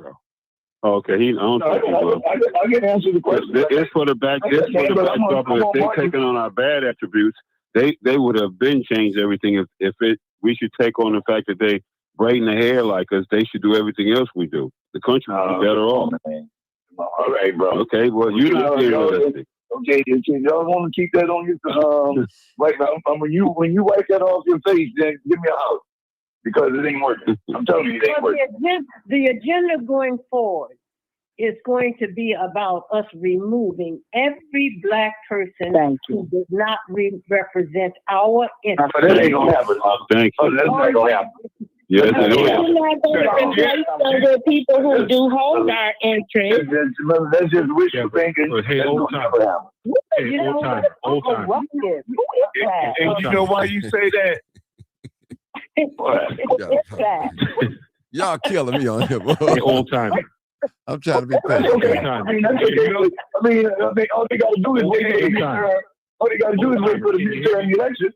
All they gotta do is wait for the midterm election. Oh, Tam. Yeah, go right ahead. Somebody ask you a question. Go ahead. Go ahead, 206. Other groups, old timer, other groups, they do exactly that with no problem. The Asians, the Hispanics, the whites, the Jews, they get rid of, they hold their traitors accountable. And they have public sanction and punishment for them. How come we can't do the same thing? And you all remember we had voter blocks. We block voted when we were here in Washington, and we block voted. They're taking everything that we've already done and they're hijacking it. We just got to convince our people to start doing it. I want my sergeant. Voted for Democrats. Sergeant, go ahead. Block voted for Democrats. I thought you had some people on here that know how politics work. You better go. You better go get some done, boy. We are you know how politics work. Sergeant. If I were No, we don't. Well, Martin, I know how politics work in Chicago. I know how politics work in Chicago. Vote blue no matter who. That's how it works. Is that simple? And no matter what they don't do. And you know, if I vote blue no matter who. And we sitting here listening to a man talking about our people that has sold his soul for the Democratic Party. He has joined in to all of their policies, all of what they stand for, the homosexuality, the aborting kids, and this man is a man of the cloth. Just like the ministers that we've been talking about that won't tell the truth. Well, I tell you what. Still come on here. Well, I tell you, you sold your soul. You sold your soul. I tell you what. I have one better. I tell you what. I voted Republican, right? And you guys have gone back and forth with me and my ideals. And I voted Republican. Wait a minute. Republican for who? Oh, you did. And been voting Republican for a long time. And your party, I believe, is Republican for who? Right, but you just fell for the okey-doke. You just fell for the okey-doke. I fell for the Republicans don't even run for office in Chicago. Still falling for it. If Republicans did not, I didn't say they won, but they do run. I said they don't run. Excuse me. I'm the new guy on the block. I don't live in Chicago. Well, then you don't have Okay, well, what you're talking about is a moot point then. It sure is. You have wasted our time. No, it's not a moot point. My point is that people can vote for the same party and their ideals are still not aligned. Tina, you shouldn't have Excuse me. conversation. Hold on. If I may. And so, y'all want to divert. Miss Doris, are you voting red? And the other young lady, are you voting red? No. Listen to me, dear. Mama Doris votes for her interests. Thank you. And so does Shar. Okay. In Chicago, Republicans don't even run. So how do you even have the opportunity to vote for a Republican when a Republican doesn't If I even tell run? your slow ass one more time I don't live in Chicago, then you'll be I'm not talking about you. Okay, excuse me, Miss Main Person Syndrome having person. I'm saying in general, I'm talking about Chicago. Sorry, don't do that to Trina now. now. Don't do that to Trina now. You might get cussed. I don't need that though, because Trina promised she wasn't gonna curse. It doesn't matter to me. I know. It mattered to me. Here like, it mattered to me. I don't want to get upset. Okay. I don't want to get upset. Martin. Martin, it's like this here. If there are no dice, how can we shoot crap? You can't shoot crap with no dice. She's talking about statewide. Trina's talking about statewide. I'm talking about statewide and everywhere else. Governor? And he's talking about, he wants to tell me about what's on the Chicago ballot, and I'm steady telling the man I don't live in Chicago. So how does that apply to me? Okay. But I can look up who's running. Right, you got Chicago, but the state is red. And I walked right up there and grabbed that red ticket, and I voted Democrat. You know what? Not this one. Okay. You fell for the flip side. Now that's about as true. Hold on now. That's about as true as me being a transformer woman in disguise. What you mean? All right, y'all. I had enough. All right. It's getting late. I had enough. Illinois What's up, old time? Hold it. Old time. Who is this talking? Because when you look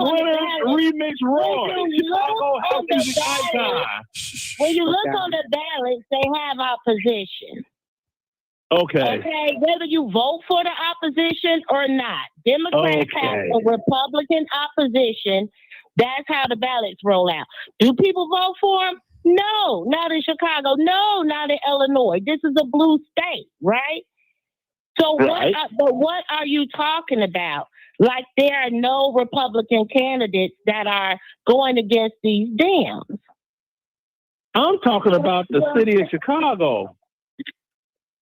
All right, people. Well, we have Republican candidates that check it out. Hey, hold it, y'all. Hold on. Sorry, that's it. We done. We done. I've been on here 3 hours. Okay, Martin. Yeah. Okay. So I want to know how many people know any black people in Will County. Sarge, I'm done. Hey, Martin, when's your next live? Martin, I want to tell everyone, vote for Pamela Denise Long. She is a Republican, a fantastic sister. So, Tina, please vote for her, okay? All right. I'm coming on 501. 501. I'll be back on tomorrow. I'll be back on tomorrow. It's probably going to be late, though. Just give me. I have enjoyed the show. Right. It was a wonderful show. Love everybody. Hey, what time? Chicago time. Chicago time, probably 9 to 10 o'clock, something like that. Central. Yes. What time is it right now? Good night, everybody. It's 3:27. Yeah. Central time. Okay. All right. I'm in Arkansas. Hey, where you watching me on Facebook? Hold on, y'all. Facebook or YouTube? Which one you watch me from? YouTube. Okay. YouTube. Make sure you get my notifications. Subscribe to me, so you get that too. I am. Okay. Wonderful show. Thank you, guys. Listen, guys. God bless you. Hey, hold on. Appreciate the platform. Thank you. Hey, Martin, tell them how they headed to make sure they boycott the birth control pill. Tell all the people that's on the line to make sure they boycott the birth control pills that's stopping all the babies from coming into the world. You know, they're talking about abortion, so tell them to make sure they go in and stop the abortion, the birth control pills too, that people take for 25 years that need to stop 8-9 babies from coming into the world. So tell them to talk about that too. Okay. Well, they need to put something like beef, because that's procreation and not recreation. They talking about abortion. Tell them to take to stop putting their daughters on birth control. Put something like beef, because sex is for procreation and not recreation. Tell them to quit being like beef. That's all I can tell. Okay, y'all. I'm saying stop putting them on the field. How about Okay. telling them to point their kids in the right direction? So they can have a career that's going to take care of. And they old age. Stop putting them. Bro, You stop already putting them know on what the it field. is. Live, uncut, Martin, you gonna be up till 2 in the morning. tell the truth. Man, it's Stop putting them 3:30. on the It's field. already 3:30. It's 3:30 already, y'all. 3:30. And I got to be at work at Oh, 10 Stop putting them on o'clock. the field. I got to be at work at 10 o'clock. Oh, damn. That's okay. That's okay. Yeah, We let's good. go. Martin, I appreciate You you make it. guys. You make it. I appreciate you guys. You Yeah. make it. I make it. Ain't no problem. I thank you guys for tuning in, and we shall return tomorrow to the Lord willing. All right. Peace out, people. I got to get out of here. Y'all already know what it is. You already know what it is. Live, uncut, unedited. Tell the truth and shame the devil. I don't know what happened. I love. All right. Thank y'all, people. Yes, sir. Peace out. I'm out of That's here. what we doing. All right.